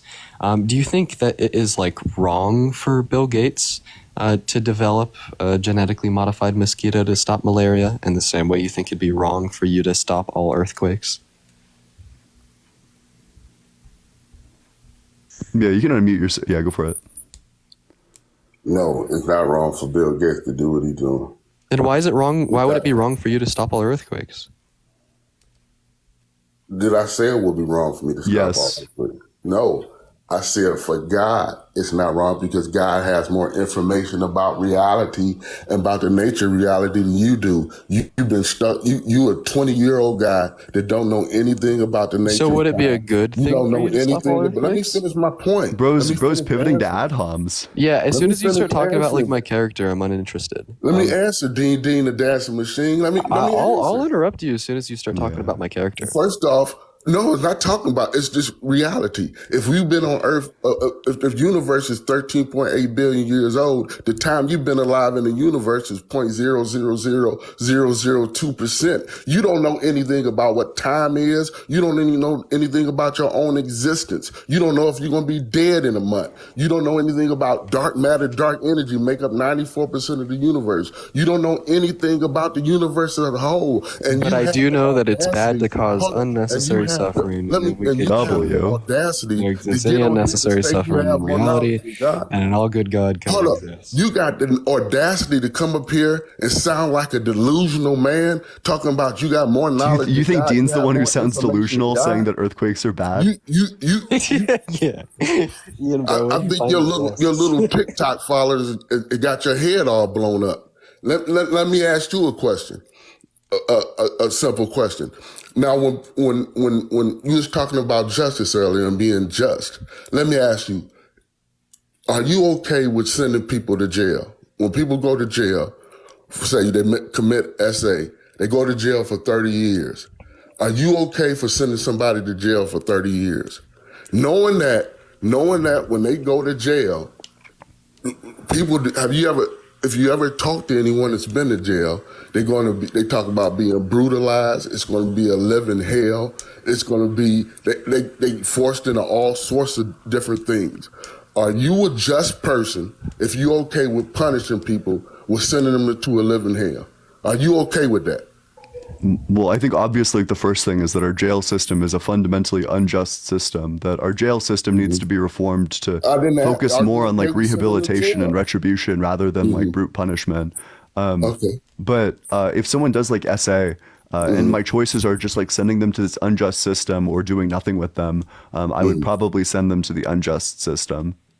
Okay, you send them. So hold on. So you're okay with punishing people when they break the law? Hey, so Polo, are you okay with sending people to jail? Hold on. Let me hear the question. Let me get my question out before you start interrupting. You're okay with sending people, being pro-punishment, sending people to jail, so I can say that you... Yeah, wait, with recognition that it's not the most moral possible thing. Right. Can I finish my point? I'm almost done with my point. Yeah, you're okay with sending people to jail, these horrible conditions. Why? Because it's justice. Justice is a good thing. People want justice. When you break the law, there's going to be, and you brought the justice, at the end of that justice, there's going to be punishment. Now, let me ask you, how does the Bible... Can I ask something? Hold on, let me ask you a question. Wait. We have questions for you. We answered your questions. You got to answer our questions. I just asked my question. You ain't even answer it. We did. We answered it very directly. Your question was, is it moral to send these people to jail? And our answer was yes. Or my answer was yes, with the qualifier that it would be this is disanalogous from God because God can make a more moral set of outcomes. Well, I'm asking you, how does the Bible describe sin? How did the Bible describe? Listen, Polo. We gotta have like a two-way convo here. I'm asking the end of my point. How does the Bible describe sin? Wait. We already answered a question, so no, you need to answer one of ours. Do you know how the Bible describes sin? Yes, I do. Okay, how the Bible describes sin as things that are outside of the will of God. Now, Dean, what's your question? No, that's not. Let me tell you how the Bible describes sin. The Bible describes sin as the transgression of the law. It says that sin is that you're breaking the law. So you just said that you're okay with sending people to punishment. You're okay for punishing people for breaking the law. That is like bar for bar what I said, but okay.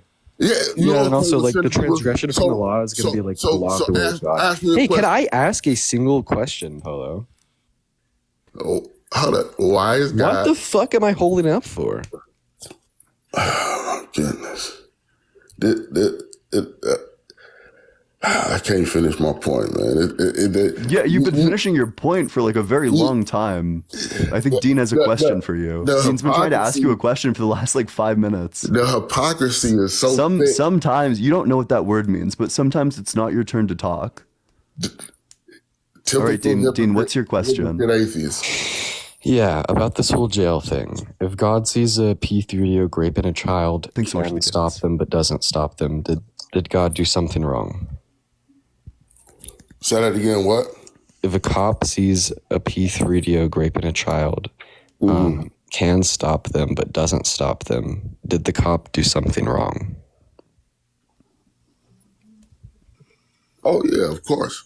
If God sees a P3 grape in a child, can stop them but doesn't stop them, did God do something wrong? No. Wait, why? Oh, let me explain to you. Because as Christians, just like atheists, we believe that humans actualize evil against other humans. It's not God that's stopping them from doing something. You, an atheist, as an atheist, don't believe God is the cause of evil. You, as an atheist, believe that humans cause evil against other humans. Correct, but we're talking about your worldview. So your whole point, again, is nonsense, because it's humans that actualize evil against other humans. I asked you a question. God is given... Hold on, let me answer the question. I'm finishing answering the question. I know you don't like the answer because it destroys your little talking point. But the point of the matter is that God gave man a subjective will. Man can act out evil against other human beings. That's exactly what atheists think. Wait, so is it God's will for us to have free will? Against other humans. Is it God's will for us to have free will? It's God's will for us to have a subjective will. That's the whole point. Yeah. So do you think that it's a violation of God's will? Do you think it's a violation of God's will when the cop comes over and stops the P3DO? Yeah, it actually seems like the criminal justice system is like a moral. No, because the cop has free will. You're not making any sense. Wait, does God have free will? You're not making any sense. Does God have free will? Can I answer the question? Yeah, go for it. Does God have free will? Can I answer the question without all of the interruption? Yeah, of course. Go for it. Thank you. Please. You should have some self-control. At the end of the day, God, I'm going to explain to you real quickly. God gives humans free will. He gives us God decided he didn't want to force men to follow his, be in a personal relationship with him, or to have to follow his rules. He wanted them to choose to be in a personal relationship with him. And let me ask you that question. Wait. Can you, what question were you answering just now? What was the question that Dean asked you? You asked him about will. Wait. But what was the specific question that he asked you? He asked you about will, but he asked you. Just asked, does God have free will? Can I? Yeah, and you didn't give an answer to that. It's a yes or no question. So does God have free will? Either yes, God does have free will, or no, God does not have free will. Didn't I just say God gave us our objective will? Of course, God has free will. He has the objective will of the universe, but he chose. Listen. So then you have no reason why God can't interfere and stop these horrible events. Can I answer the question? Because we asked you why is it disanalogous for God to stop it versus a cop stopping it? Because both are impeding on the P3DO's free will. And your answer was just well, the cop has free will as well. But God also has free will. That means that there's no reason why God couldn't stop these things. If your argument is, Napoleon, that bad things happen and therefore God isn't good, it's a stupid argument. Yes, bad things happen because God gives up. That's the whole point. Are you saying that God doesn't infringe upon people's free will when they're good? Napoleon, I have a question to you. So when a flood occurred, let me finish you answering. are always Stop interrupting. You were literally the biggest yapper. If we graphed the time that each of us have been talking, it would be 80-20. Answer the question. The fact of the matter is, as Christians, we understand that God gives us a subjective will. This is why we give up our will. We're born again and give up our will to follow God's will. But it's humans that actualize evil against other humans. Let me ask you a question. You're just preaching. This has nothing to do with what we just said. Let me ask you I have no problem. I answered your question about will. Can I answer my question now? No, it's my turn. So Or did let me ask you a question. Sometimes it's not force- your turn hold to up. ask questions. Dean, what's Do your you question? force people to be? Do you force people to does God ever infringe upon people's free will to stop them from doing? Why did you bring this guy up? He just yaps. Well, yeah, because stupid Dean's arguments. like a friend of mine, and Blitz came. And he makes these Blitz dumb dropped, arguments. so I might as well bring someone just else kept up. Blitz up here. Let him. He made the. He didn't let these little YouTube Because Dean's TikTokers very get him cool, and I puffed like up. Dean a lot. Yo, W Ian? Let me ask you a question. Do you force people to be in a personal relationship with you? Wait, you're just like dodging the question that Dean asked you. I answered the question 100 times. How many times I gotta answer? So wait, what question was it that you answered? Ask the question? Can I ask the question? No, please? because so Dean's question was just, does God ever interfere with people's free will to stop evil? Does God ever? He can, yeah, sure he can. I'm asking you if he has. Has he ever intervened? I mean, how in the world am I supposed to know that? Well, your Bible. So the flood of the earth, where God unalived everyone but Noah and his family, God obviously infringed upon their free will to do so. So my... Damn, Dean, you're muted, by the way. Oh, he got muted? Oh, sorry. Alarm went off. So God obviously infringed upon the free will of the other people on earth to do so. So my question to you is... hold on. Show me, give me evidence that God infringed upon others' free will to do so. Well, when you end someone's life, do you infringe upon their free will?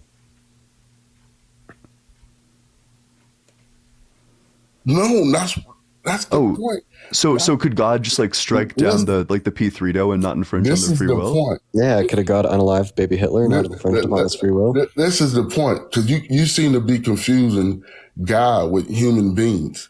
The point is, I think you seem to be confusing this conversation for a different conversation. Can I answer So the question is just like, could God unalive like baby Hitler and not infringe on his free will, or could he unalive like the P3do and not infringe on his free will? Well, I'm answering the question. It's a yes or no question, but go for it. You know that he won't answer those questions because he can't. I feel like he's just going to start the thing where he yaps now and doesn't actually have an answer. Of course, I will explain something that you don't understand. The fact of the matter, God has the objective will of the universe. Everything God is doing, his will is within his divine will. We have a subjective will of the So this is just preaching. That was a yes or no question. You don't understand the difference between that was a yes or no question. You're just preaching. Does everyone see how like he's actually not answering Ian's questions? I just answered it. It's literally just a yes or no question. Like the answer is either yes or no. Napoleon. So you're more than welcome to explain your answers. I think it's great when guests want to explain their answers, but your answer does need to be either yes or no.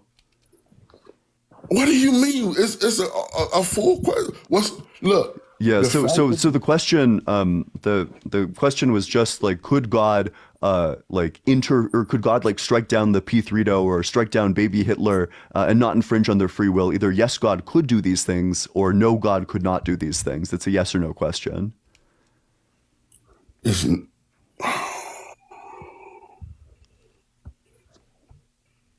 It's not a yes no question. It literally is. The answers are either yes, God could strike them down and not infringe on their free will, or God could not strike them down and not infringe on their free will. What are the other answer choices, just out of curiosity? Thanks so much for the hat and mustache. Can I please answer the question now? Yeah, if you have like a yes or a no, yeah. So you want to dictate how I can answer the question? I just think that those are the only two relevant responses. Yeah, everything else is just yapping. Yeah. No, it's not just yapping. It's like, for instance, these things have to be put in the context. We already know the context. We're very familiar with Christian theology. Yeah, have you ever taken a test in school? If you were familiar with Christian, and then you had a multiple choice, and like one of the answers on the multiple choice was like A, B, C, and D, and those were like your only possible like answer responses. But that's kind of what we're saying about this question. So, like, you could either answer yes, like God could, like, in the life of the P3do or baby Hitler, and he wouldn't be infringing upon their free will, or God couldn't in the life of the P3do or baby Hitler without infringing upon their free will. I think those are the only two possible responses, and anything else just won't be relevant to the question asked of you. So this is like specifically I just said, asking you to respond to the question. I just said, in the confines of these two. Wait, hey, you're interrupting. You're a hypocrite. So you anyway, so out of these two possible like responses, like which one is it? I just said God can do it. God has the objective will of the universe. He can do whatever he wants. Yes, he can interrupt if you want to interrupt. Okay. Let it go if you want to. Perfect. I've been answering your question over and over again. No, wait. So the key word that's going to differentiate this answer from all the other answers is yes. So I mean, I appreciate you giving that answer. So insofar as you think point? yes, so why does God not unalive baby Hitler, or why does he not unalive like a P3do? Because humans have their own subjective will. Yeah, but you just agreed earlier. You just agreed earlier. You said the question that you answered yes to was, could God do these things without infringing on their free will? So you can't use this answer because you've already answered that God's perfectly capable of doing this without depriving people of free will. But listen, but God does. If God does not intervene on every aspect of what humans do, then you wouldn't have any free will. If God are you saying that God should intervene throughout every bad thing that happens? I mean, it would be nice, but that's not strictly what we're saying. I think what we're saying is that God. I think what we're saying is that God should interfere on the completely unnecessary, gratuitous, and like massive evils. What's unnecessary? Like the evil of like a P3do graping a child, that should be interfered with. The gratuitous evil of like the Schmolocaust, that should be interfered with. But like I can accept the existence of some evil. For example, we get greater good, like the good of overcoming adversity is only possible with the evil of adversity. So that's fine. I can grant the existence of like certain evils as long as in the end they're like overcame. The problem is when like a P3do like grapes a child and then is never caught, there's no overcoming evil in this situation.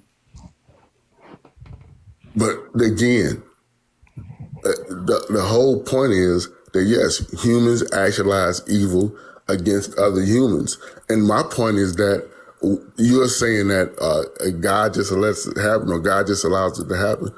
He does. That's true. Let me ask you a question, though. You say God allows it to happen. Is it the fact that God gave human beings a subjective will and allows them to choose to be in a relationship with him, is that a good or a bad thing? Do you force people... Hold up. Do you force people in your life to be in a personal relationship with you? No, I sure don't. I have a response to this. Can God the Son stop loving God the Father? So hold up. So it's a good thing that you don't force people to be in a relationship with you. Can God the Son stop loving Hold God up. Let me answer my question. Yeah, it's good because it's a matter of like consent. Sure, it's like a matter of violating people's desires. Oh, so you okay? Wait. The existence of desire, the existence of desire does not entail free will. So you saying it's a good thing that God didn't force people to be in a personal relationship? Can God the Son stop loving their God own the subjective will? So from that good thing. Wait. You're just like dodging Dean's question. You're trying to yap Dean's question away, but it's not going to work. Napoleon. Everyone sees through this. It's not going to work. Stop dodging Dean's question and give him an answer. You're falling all over yourself. Give Dean an answer, Polo. Hold up, Napoleon. You give just said Dean an God, answer. It's super simple. Listen how ignorant you sound. You just said it's a good thing not to force people to be in a relationship. Do you think that that's like a ignorant? Do you realize what you're saying? You're saying God did a good thing when he gave humans their subjective will and didn't force them to be in a relationship. Do you think God did a good thing when he allowed like the? Do you think God did a good thing? Do you think God did a good thing? Wait, buddy, friend. Oh my God. Do you think God did a good? Okay, that's fine. Now you wanna, do you think God did a good thing when he didn't stop a P3do from like raping a child? Do you think that that's a good thing? And then also, I just wanted to add something on here real quick. I don't think that it is necessarily good to allow us to be able to choose to do bad things, and I don't think that it would be bad if we couldn't destroy this own argument. No, you have no argument. I didn't destroy my own argument. You're just not tracking. Thank you so much for this one. I appreciate it for the love. Polo, I'm trying to explain to you about how you're wrong. Can everything you said, you can't explain anything. You don't know. Yes, I can if you literally stop talking. You're ignorant about basic. Polo gets cornered and then he goes for like a barrage of personal attacks. Yeah, here's my point. So yeah, you'd say that, okay, I have a question. Are God the Father and God the Son in a loving relationship, yes or no? TR, thank you so much for the money gun. Can I finish my point? No. Is God the Father and God the Son? Because Napoleon made a silly, he just made a silly argument. There's nothing silly about the argument. You're just not tracking. You should answer Dean's question, though. Napoleon said... You should answer, is God the Father and God the Son in a loving relationship? Napoleon just said... Yes or no, is God the Father and God the Son in a loving relationship? You guys ask these same silly questions over and over It's a yes or no question. You should have no problem answering it. Mm-hmm.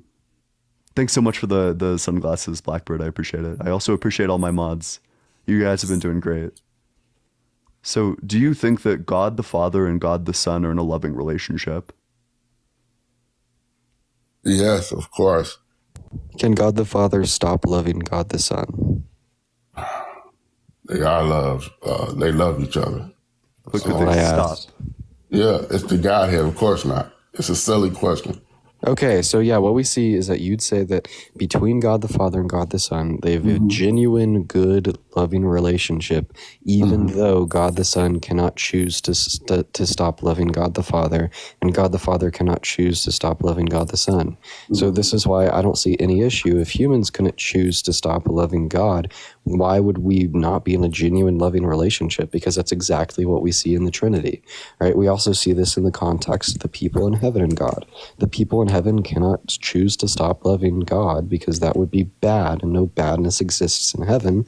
Yet you would still say that a genuine loving relationship exists between the people in heaven and God. Also, not to mention, right, that I think having free will is compatible with only being able to choose to do the good things, because you'd say God has free will, but yet God can only choose to do the good things, right? So inevitably, right, you could be in a good, loving relationship with God without being able to choose to stop loving Him. Number one, free will with only being able to choose to do the good. Let me explain something to you real quick. Number one, when you're talking about the Godhead, the triune nature, God, Father, Son, Holy Spirit, they are eternal. They eternally exist together. We are created beings. It's a different thing. We are created by God. We're not eternal, like eternally existing with the Godhead. But what the hell does that have to do with free will? It has everything. Can I finish my point? Let me finish my point before you interrupt, because you just made a huge But error. you're just like yapping about stuff that isn't relevant. Listen, the fact this is as if you're answering the question or like you're answering the objection by saying, well, you know, I mean, you say that, but yet like the sky is blue and like the grass is green, so like it's just not super relevant. Tell me why is it wrong? Since you know the mind of God, Napoleon, tell me why is it wrong if God say, I want to create beings, I'm gonna give them their own subjective will to have their own, while they're in the three dimensions. You're completely pivoting. You're completely pivoting away from the point. You're completely pivoting. It's a big pivot. We were already talking about something different. It's coming right back. Huge pivot. It's coming right back to the point.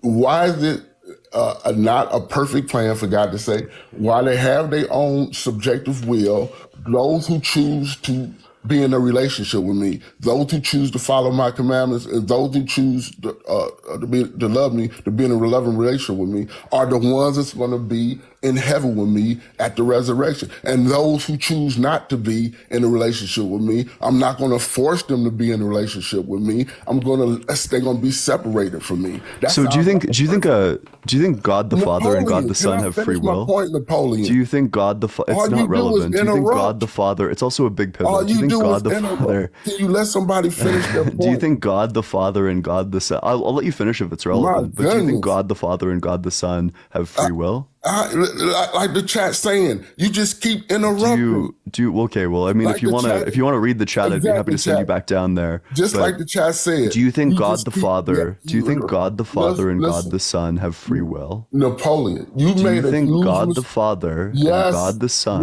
yes. So what does it mean for them to have free will? It means they have the objective will. Do you know what the difference between objective and subjective? So objective is stance Hold on, tell me independent, the subjective is stance dependent. Say that again. I didn't hear you because Subjective is stance dependent, objective is stance independent. Okay, so you understand when I say God has an objective will, it's understanding. It's like it's like the speed of light. It's the objective speed of the universe, 186 miles per second. What? It's like, and within our reference frames, we have subjective speeds. So God has the objective will. His will affects all things. Your little will only affects people here on TikTok. Yeah, but the question was just like, what does it mean for God to have free will? What's the definition? What's the definition of free will?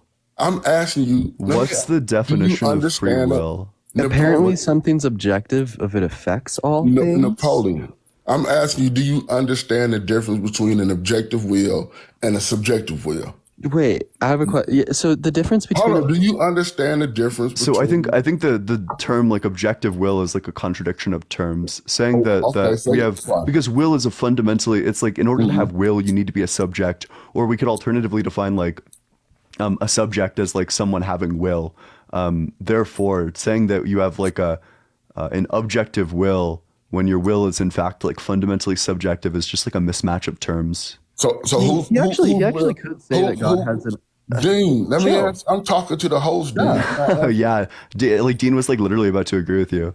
So he actually could make the argument that God's will could be objective if it wasn't like contingent on anything, which is possible. But like the only problem with this is that all of God's actions and everything in which God would will would be necessary. Yeah. That he always has to do like the most good thing. Yeah. Yeah. Yeah, sure, that's fine. So you could have it, but then I would just say that it's not like a free will. It just wouldn't be free will. So, Polo, like, I think that you have a misunderstanding of like what it means for something to be objective and what it means for something to be subjective. So something is subjective, right? If it is subject or contingent to anything else, right? So typically something's subjective if it's mind dependent, right? On like a conscious experience like yours or mine or even under your worldview, God. But then something is objective, right? If it is not mind dependent, right? Like for instance, an example of something that's subjective is the idea that chocolate ice cream tastes good.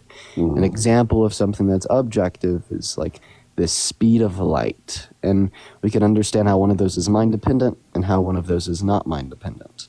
So when you say that God has objective free will, well, I think that you'd be committing a category error here for the reason that, well, his will is going to be dependent on his mind. So just by nature of this will being dependent on his mind, it's going to be subjective. No. The fact do you have a critique? Yes. If you, I just sat and listened to that diatribe. Now, can I respond without any interruptions? Yeah, go for it. I mean, if it's relevant, then yeah, go for it. What do you mean if it's relevant? Of course, you're going to jump in and say it's not relevant because you're not going to be able to debate the issue. Number one, when I say God's will is objective to his mind, it's because everything God decides, his will, it occurs. God's will is necessary. It's nothing outside of God's will that is subject to. Just like Dean was talking about the speed of light. The speed of light is the objective speed of the universe. But within each reference frame, individuals have their own subjective time, their own subjective speed, because they're subject to other people's will. For instance, if you go out to through the store and somebody else is going at a bar drinking and they hit you, then your will is subject to their will. You didn't want to die. Your will is subject to their will from drinking. But there's not anything like that with God. So with God's will is objective because it determines all things. Your will is subjective because it's stuck to a reference frame here on earth. So that's the total difference. That's why God's will is the objective will of the universe. It's different. The problem I think you guys have is that somehow you want to compare your mind, your limited mind, to God's an eternal God. That's your problem. So I hear you're saying that everything God wills occurs, but would you say that everything occurs as a part of God's will? You say everything that occurs is a part of Yeah, because I know you made the statement that everything God wills occurs, but is it also true that everything that occurs is a part of God's will? Yeah, it can occur if God didn't, it wasn't in his will to let it happen. So do you think that everything that is within God's will is good? Yes, it's part of his divine plan, of course. Gotcha. Yeah. Wait. Listen. I was just going to ask you. I was just going to ask you if you think the Holocaust is good. You just, hold on. What you just said. It is absolutely just cooked, man. No, it ain't. You just said. I'm gonna go back to your point. You just said it's not good to force people to be in a relationship. Wait. But I just need to finish my point out with just one quick question. I just have one quick question. It's just one quick question. Do you think the Holocaust is good? You said everything that occurs is part of God's will, and God's will is only good. The Holocaust occurred, which means the Holocaust was only good.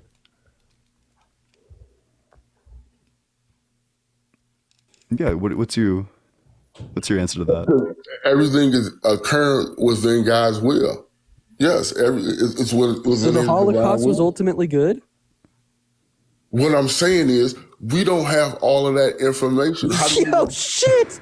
Oh my! You don't know if the Holocaust was good or not? Wait, I have a question. Which version of reality do you think is better? World with the Holocaust or a world without the Holocaust? If you let me finish my point. Answer my question. Which world is better? A world with the Holocaust or a world without the Holocaust? The Holocaust is a bad thing. Oh, but it's a part of God's will because it exists. Therefore, God's will is bad. You said everything that exists is a part of God's will, and if something exists that is a part of God's will that shouldn't have occurred or is bad, then God's will is bad, so God's not all good. Wait, you're just like, this is just like a tracking failure on your part. Do you know how ignorant?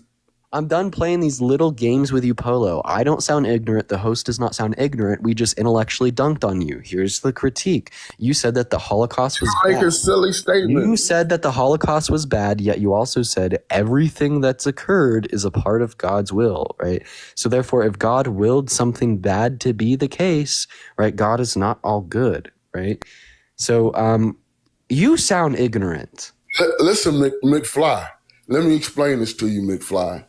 The point of the matter is that God, of course, bad things happen because God allows human beings to act outside of his will and to act outside of his Wait. You said everything that occurs is a part of God's will. Now you're backtracking. You just said that humans act outside of God's will, but 5 minutes ago you said everything that happens is a part of God's will. So you are now backtracking. You are changing your original statements, right? And you honestly sound ignorant. Would you let me answer, McFly? Listen closely again. The fact of the matter is, God made a choice to give people their own subjective will. People with their own subjective will actualize evil against other people. All right, so concede what you said earlier. Can I finish my point? Just concede what you said earlier. Earlier you said everything that exists is part of God's will. You concede that? I'm trying to educate you with your silly logic. Earlier you said everything that exists is a part of God's will. Do you like that? Yes. And you know what? Okay, so the Holocaust is a part of God's will. Listen, bad things happening. Yes, because God allowed humans to have free will. Wait, so you would say that the Holocaust was a part of God's will? Hold up. Who who carried out the Holocaust? Was the Holocaust a part of God's will? Who carried out the Holocaust? Was the Holocaust a part of God's will? Who carried out the Holocaust? Well, Hitler carried out the Holocaust, but was the Holocaust a part of God's? Was the Holocaust a part of God's will? Hey, piss boy. Was the Holocaust a part of God's will? Listen, it's part of God's will that humans have their own subjective will. Was the Holocaust a part of God's will, piss boy? Yes or no? Dean, I'm answering your question. You sound ignorant. Dean, we're already asking you a question. Is the Holocaust a part of God's will?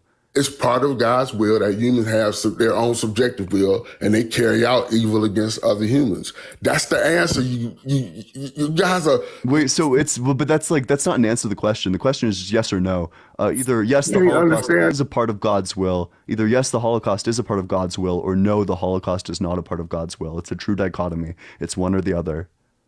It's a yes or no question.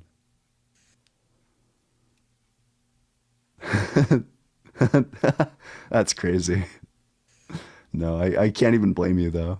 Look, Napoleon. Let me say this like I'm talking to an 11-year-old. Yeah, just like a yes or no, preferably.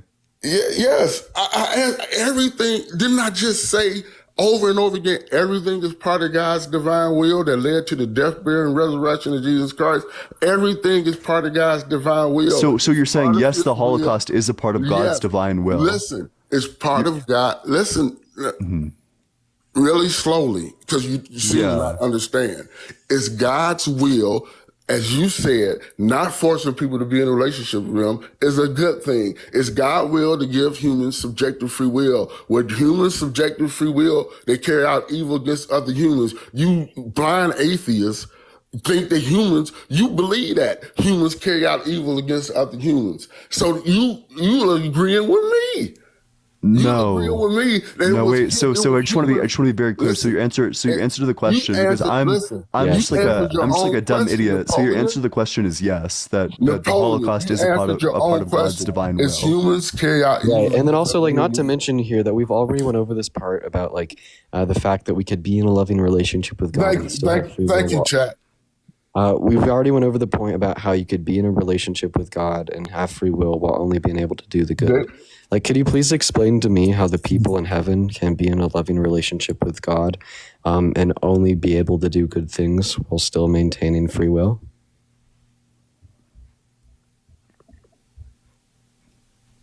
How do you know everybody? Hold up. Number one. That's what the fuck I thought, bro. Number one, how do you know everybody in heaven has free will? Because heaven is defined as perfect, and you are pleading on earth that free will is required. I'm literally giving you the argument, bro. Shut the fuck up. Thank you. Because heaven is defined as perfect, right? And you're saying that it would be a bad thing for us to not have free will, right? And badness is incompatible with perfection.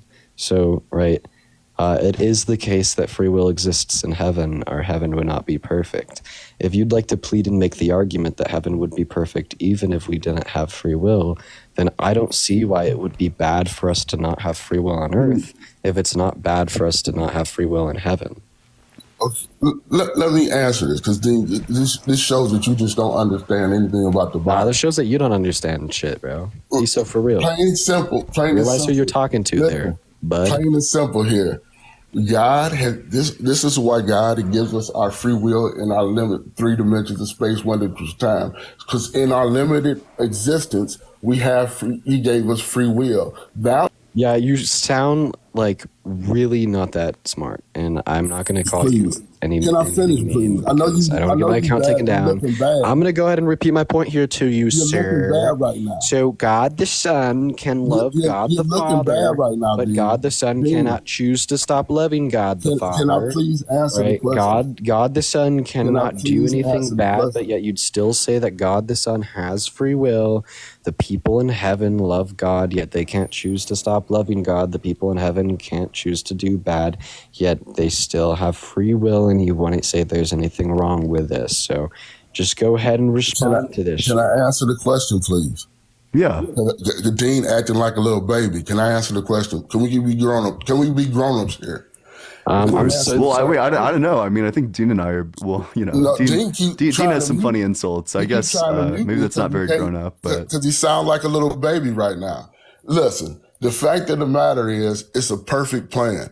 God gives us a subjective will while we're here on earth.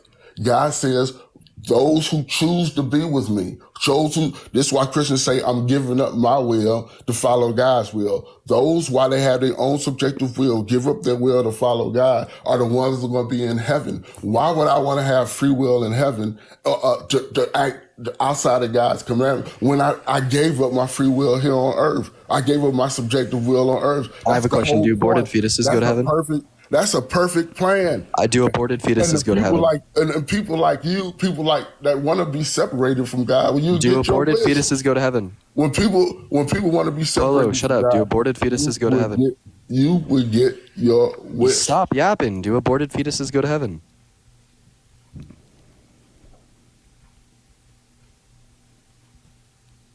Cooked again, bro.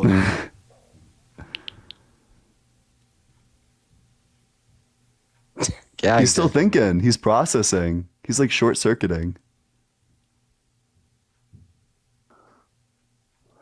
Bro has no idea. Damn, dude. All right. Left speechless. Polo, does God allow pegging in heaven? It's the new problem of evil argument. It's a cook. Just wait.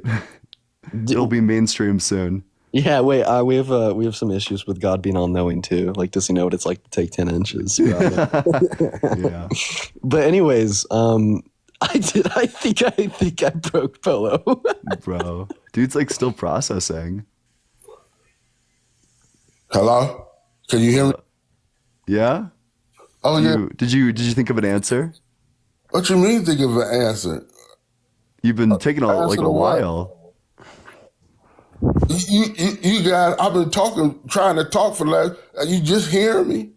I've been trying to talk for the last few minutes. Dean should stop trying to mute somebody when he can't debate. You weren't muted. You were not muted for the last 30 seconds. Yeah, you weren't muted, buddy. So do aborted fetuses go to heaven? You hear what I'm saying?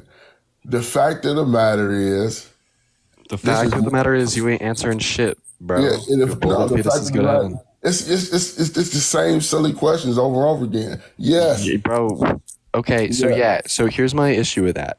So you said, well, why would people want to like turn away from God and do bad things in heaven if like they gave up that free will on earth and turned to God on earth? So first of all, I don't know what you mean when you say people give up their free will when they turn to God. It seems like you've turned to God, but you still have free will. And then additionally, if aborted fetuses go to heaven, well, they didn't give up their free will and turn to God, right? Because, well, they're aborted fetuses. So do aborted fetuses sin in heaven? Do aborted fetuses? No, they with God in heaven. Okay, so yeah, it seems like you could have free will and still not choose to do anything bad. But that's not you. You're not the same as a fetus. You have your own. You have a choice whether to accept God. Wait, why can't aborted fetuses the same? You're not the same. So you're not. Why can't aborted fetuses sin in heaven? But you're not the same. You're not in the same. I don't care about the fact that I'm not the same as an aborted fetus. That's why your whole point is stupid. Why can't aborted fetuses sin in heaven? Your whole point.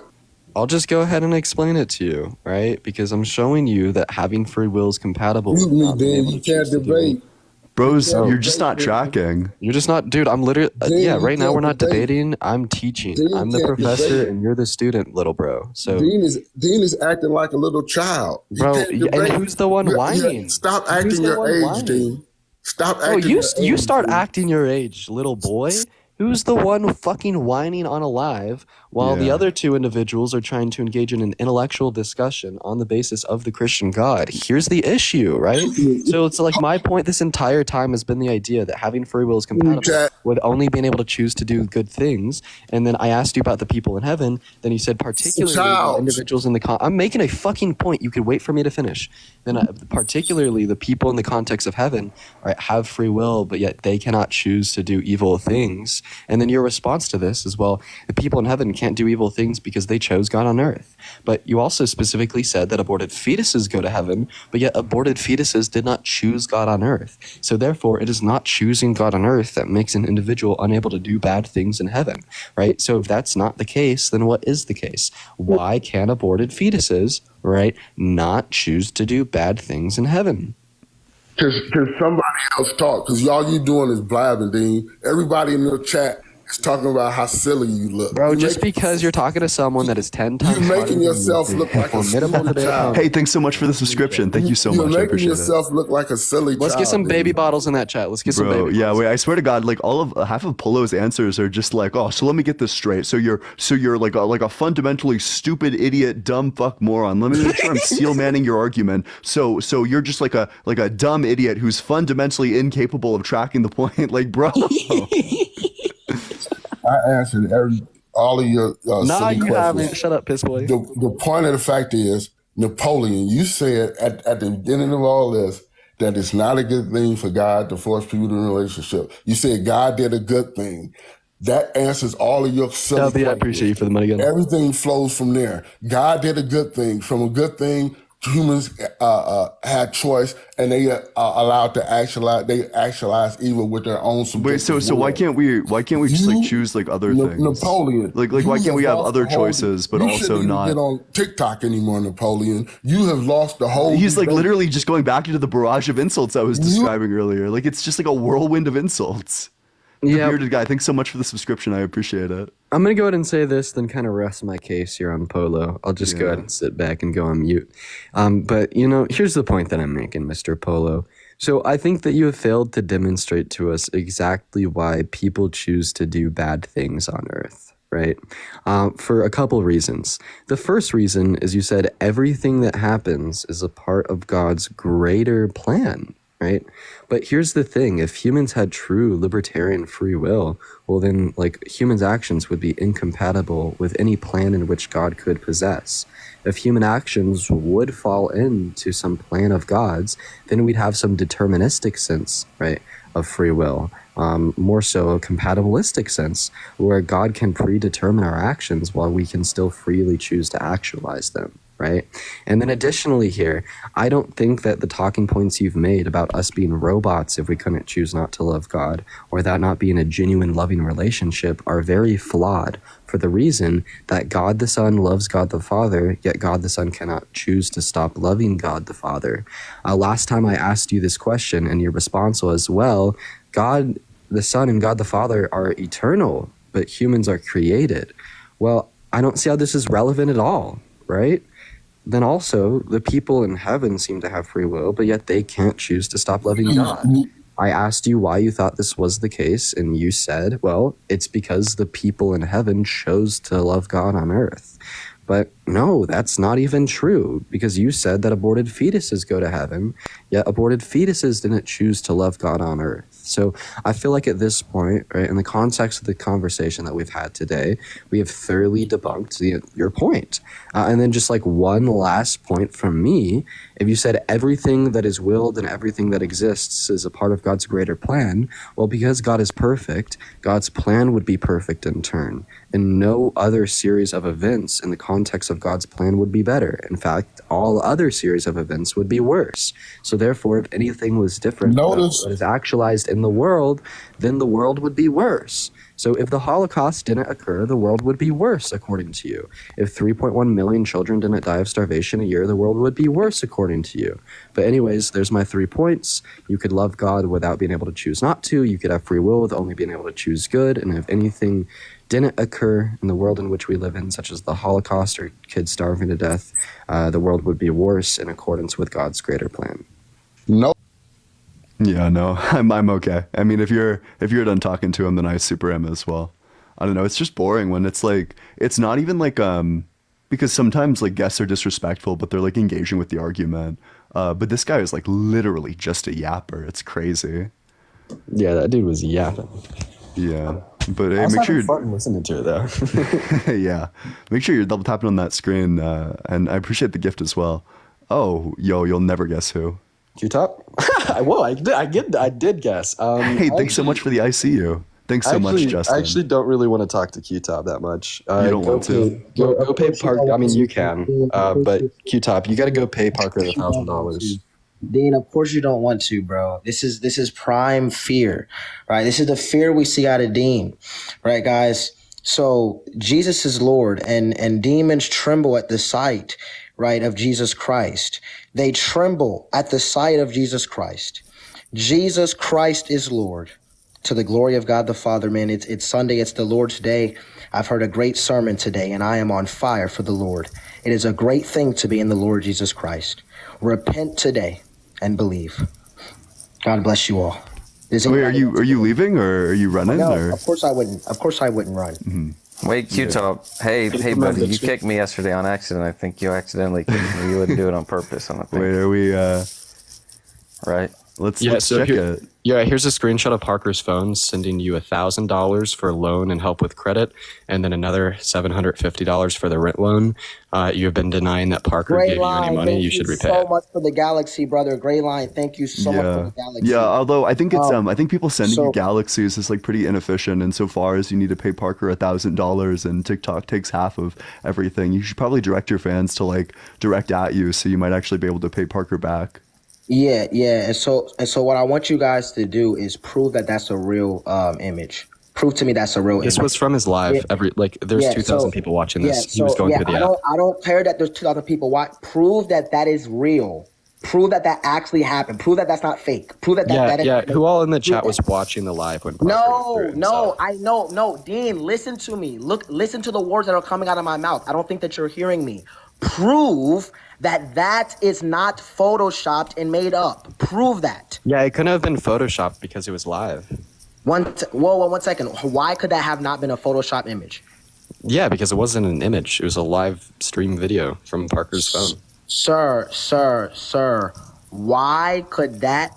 Gray Line, thank you so much for the Galaxy, brother. God bless your soul. Thank you so much. So what you're pretty much saying is you have no way to prove without shadow of a doubt that is real. No, I do have proof. Okay, and what is your proof? Yeah, this was a live stream video. He typed it in and like clicked on them. Okay, so thank you, app. Codine. Just as you have no epistemic. Am I getting gaslit right now? Wait, he just gave me the evidence. Just show yours. Q-Top, just show your cash app. Just show yours. Wait, Q-Top, just like show your Cash App. Just show your Cash App. Okay, 1 second. So thank you guys again, right? Hey, Q-Top, I just want to let you know, I know things about you that you probably wouldn't want me to know about you, that you wouldn't want to get out publicly. I really don't care what you know about me, bro. Oh, are you sure? I really want you to know that. I could Q-Top, I'll go there. I know things about you. Q-Top, I will go there. I will go there. I know that you did some pretty spicy things when you met up with Parker. That's what I know. What the fuck? What the? Oh my god! Bro, wait. Do you want the banger responses? Dean exposed. What? Dean, what? Dean exposed. Dean exposed. So that's like obviously not true. But even if it is, like, so what? Who cares? Bye. You're exposed. Bro's running. Bro's gonna run. He's literally running. He has nothing to say. He can't show his Cash App. He ran. Q-Top, come back. Yeah. No. I wanted to talk about analytic philosophy, Q-Top. No, there's no way. Q-Top doesn't even know what that is. He said I don't know. Wait, like yesterday. that's his gotcha. Is like, oh well, you're gay with Parker, which is like probably not true. But like, even if it was, who cares? No, I'm not gay with Parker. That was pretty funny though. I'll give him that. He's a comedian. Yeah, it's like a wild thing to say. I don't know. Dean, are you and Parker doing that whatever podcast, or did they get canceled? Dude, I flew out to LA because we got a date finalized. Like, I booked my plane ticket, right? I paid all the expenses. And then the day of the whatever podcast, I get a text from Brian, and he tells me that he had to cancel last minute. Then he didn't like reimburse me for any of the travel expenses and just kind of left me dead in the water. So that's really messed up. That's bad business. It's unprofessional. Yeah, you're telling me, man. Wait, Dean, do you know Pippi? I know who he is. I I saw you from that one UFO video, and I think you were in my Discord a while ago. But beyond that, I don't think I. Oh yeah, I used to chill in your Discord. Yep. Yeah. No, that is like super fucked up. That is very unprofessional. They should fix that. They should have you all on. I would love to see this. Did anyone else notice how as soon as Pippi was like, show your Cash App, it was time for him to go, Q-Top? Yeah, I'm surprised that he got up here because he said that he was like blocking everyone, like me, Tashika, Parker, the whole crew, once we called him out for it. So I'm surprised he even requested up. Like he had to have known that I was going to do that. Yeah. Yeah. Q-Top, if you are still in the live, Q-Top, I want to actually debate you, Q-Top, on a platform where you cannot mute or kick me, and I cannot do the same to you. I would love to debate you because I think you're an extreme gaslighter, and I don't like it, and I think you need to actually debate somebody. Wait, if he comes back up, I'll mute up and I won't say anything. Yeah, me too. Wait, I won't even mute him unless if I mute him, I just mute both of you if there's like talking over each other or whatever. But yeah, no, like it's an open invitation. But additionally, I mean, if Q-Top would be interested, I'd be extremely interested in doing like a 2v2 with Pippi against him and like any debater of his choice. And I'm just a random guy, Q-Top. I'm not even a debater, dude. I'm just a random guy. You don't have to be scared. Pippi's like involved with philosophy, but besides that, he's only done a couple of debates. Won all of them, but he's only done a couple of debates. It's okay, Q-Top. Please, Q-Top, please. No, I don't think he's in the live. He probably ran. He might have blocked me. Who knows? All right, I'm trying to find like a good theist. Well, I'm sorry for ruining your opportunity there, Pippi. Oh no, it's okay, it's okay. Somebody was saying they wanted to come up. Their last name was Sandoval. They kept saying. I can look for the person, but they James Sandoval. No, there's like 50 people in the guest requests. James Sandoval. No, I don't see them, but I can just bring this person up.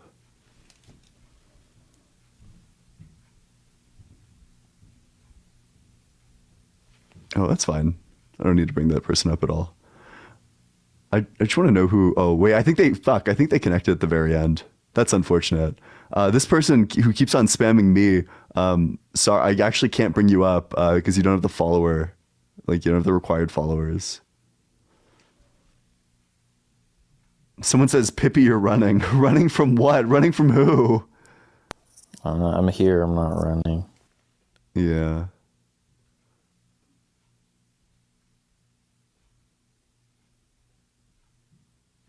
I don't know. I don't think people know what that word means. Yo. Hey, what's up? How old are you? Yo, how y'all doing today, man? Doing good. Yo, I just want to, first off, I just want to congratulate you guys. Because for you saying that God isn't real, because me personally... Wait, your Wi-Fi is like... Muslim? Your Wi-Fi has to be like the worst thing I've ever heard in my life. Do you have like better Wi-Fi? Yo, can you hear me? Yeah, but you like cut in and out. Am I cutting out now?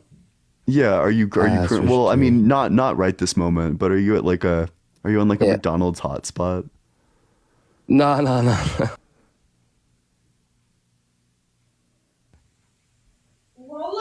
And possibly. I live in Norway. That's probably. Okay, wait. So, do you have an argument for the existence of God? I do have an argument for the existence of God.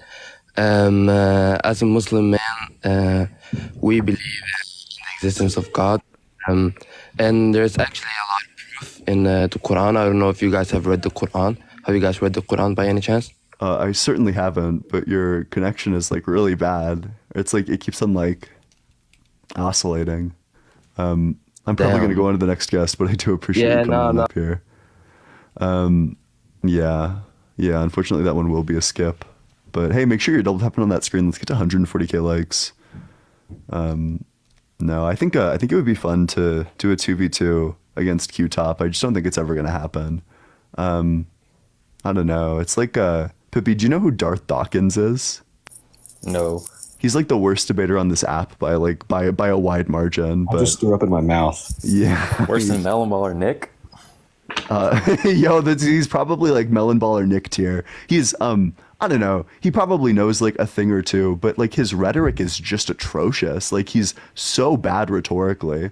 And he just refuses to debate anyone if it's not on his platform or like a platform that allows him to just like freely mute people. Dean, have you ever debated the Darth? Yeah, I have. There's a clip on YouTube of me like shitting on him. There's you could just look up Dean versus Darth Dawkins. It's really short and it's really sweet. He kicked me in like 5 minutes, but in that 5 minutes, hey, thanks so much for the gifts. I appreciate it, Kate. Yeah, in the 5 minutes. Uh-huh. Yeah, that's how all my conversations go too, is that I ask him like a couple of questions, I stay really polite, and he'll like interrupt the fuck out of me like consistently. And then I'll ask like once nicely, like, hey, could we not interrupt each other? And then he'll kick me immediately. yeah. He's famous though. I will say he's been running the precept argument since like the fucking 70s. Bro, precept is such a garbage argument. I don't know. I think you have to be like a dumb motherfucker to think that that's a good argument. Like you just need to not think about it for very long. I agree with you. It's better than some theist arguments, but I just don't think theist arguments are very good.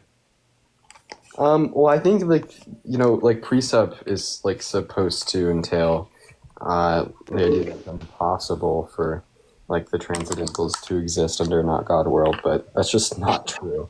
Yeah, I don't know. Like I think that there's just like, I think analytic philosophy is just like a really good response, that if you just like define these things to like mean a certain thing, then I don't know, like analytic truths exist and they exist independent of God. But hey, what's up, James? How's it going? Hey, how's it going, guys? Yeah. How old are you? I'm 24. Mm-hmm. And do you think God is real? Oh, yeah, of course, no doubt. So which God specifically do you believe in? Jesus Christ. Mm-hmm. So do you have an argument for the existence of your God?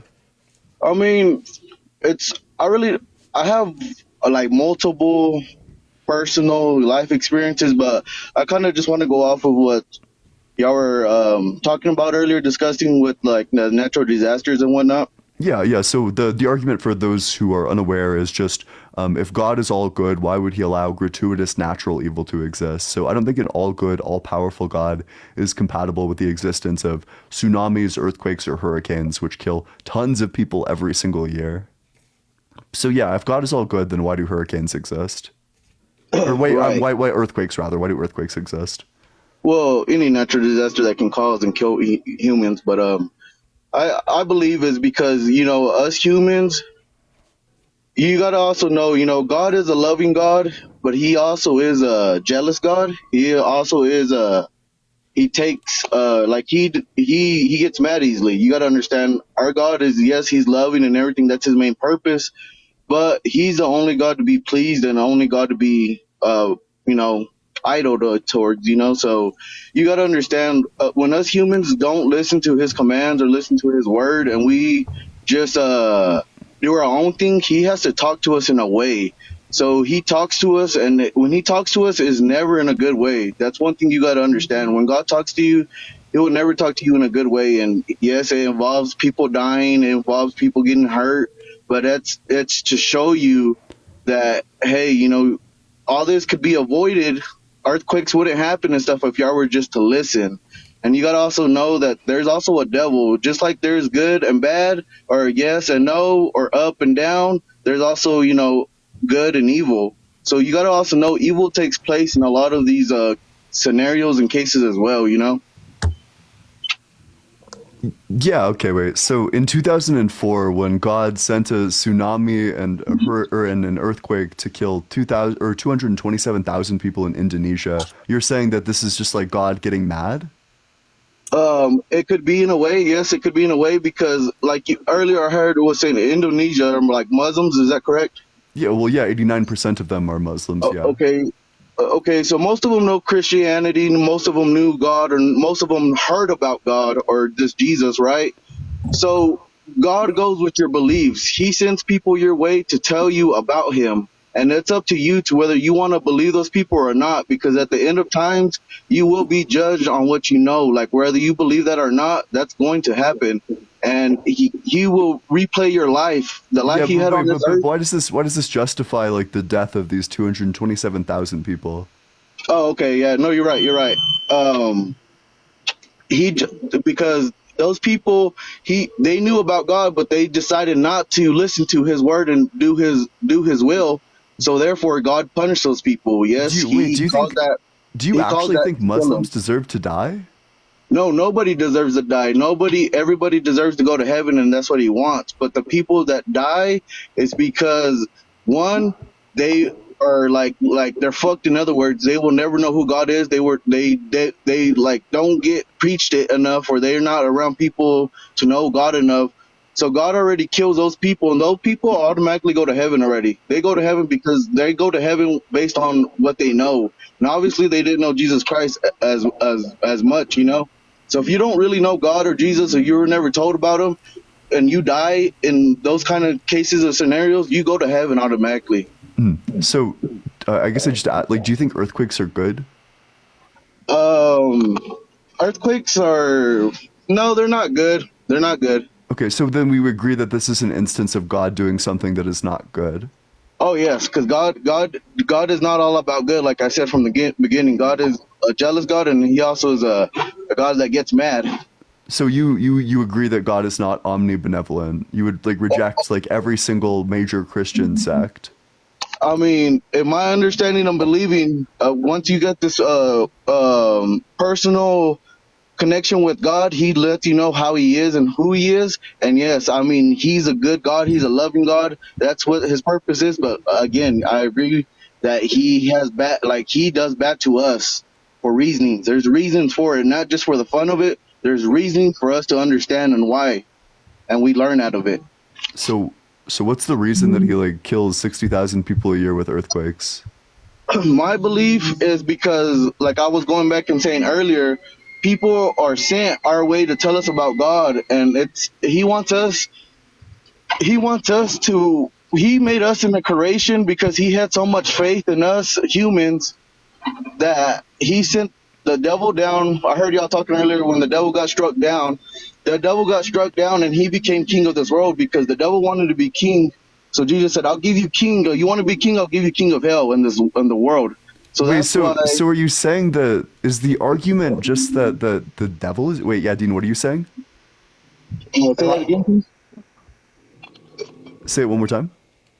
Can you please repeat that question that you were asking me again?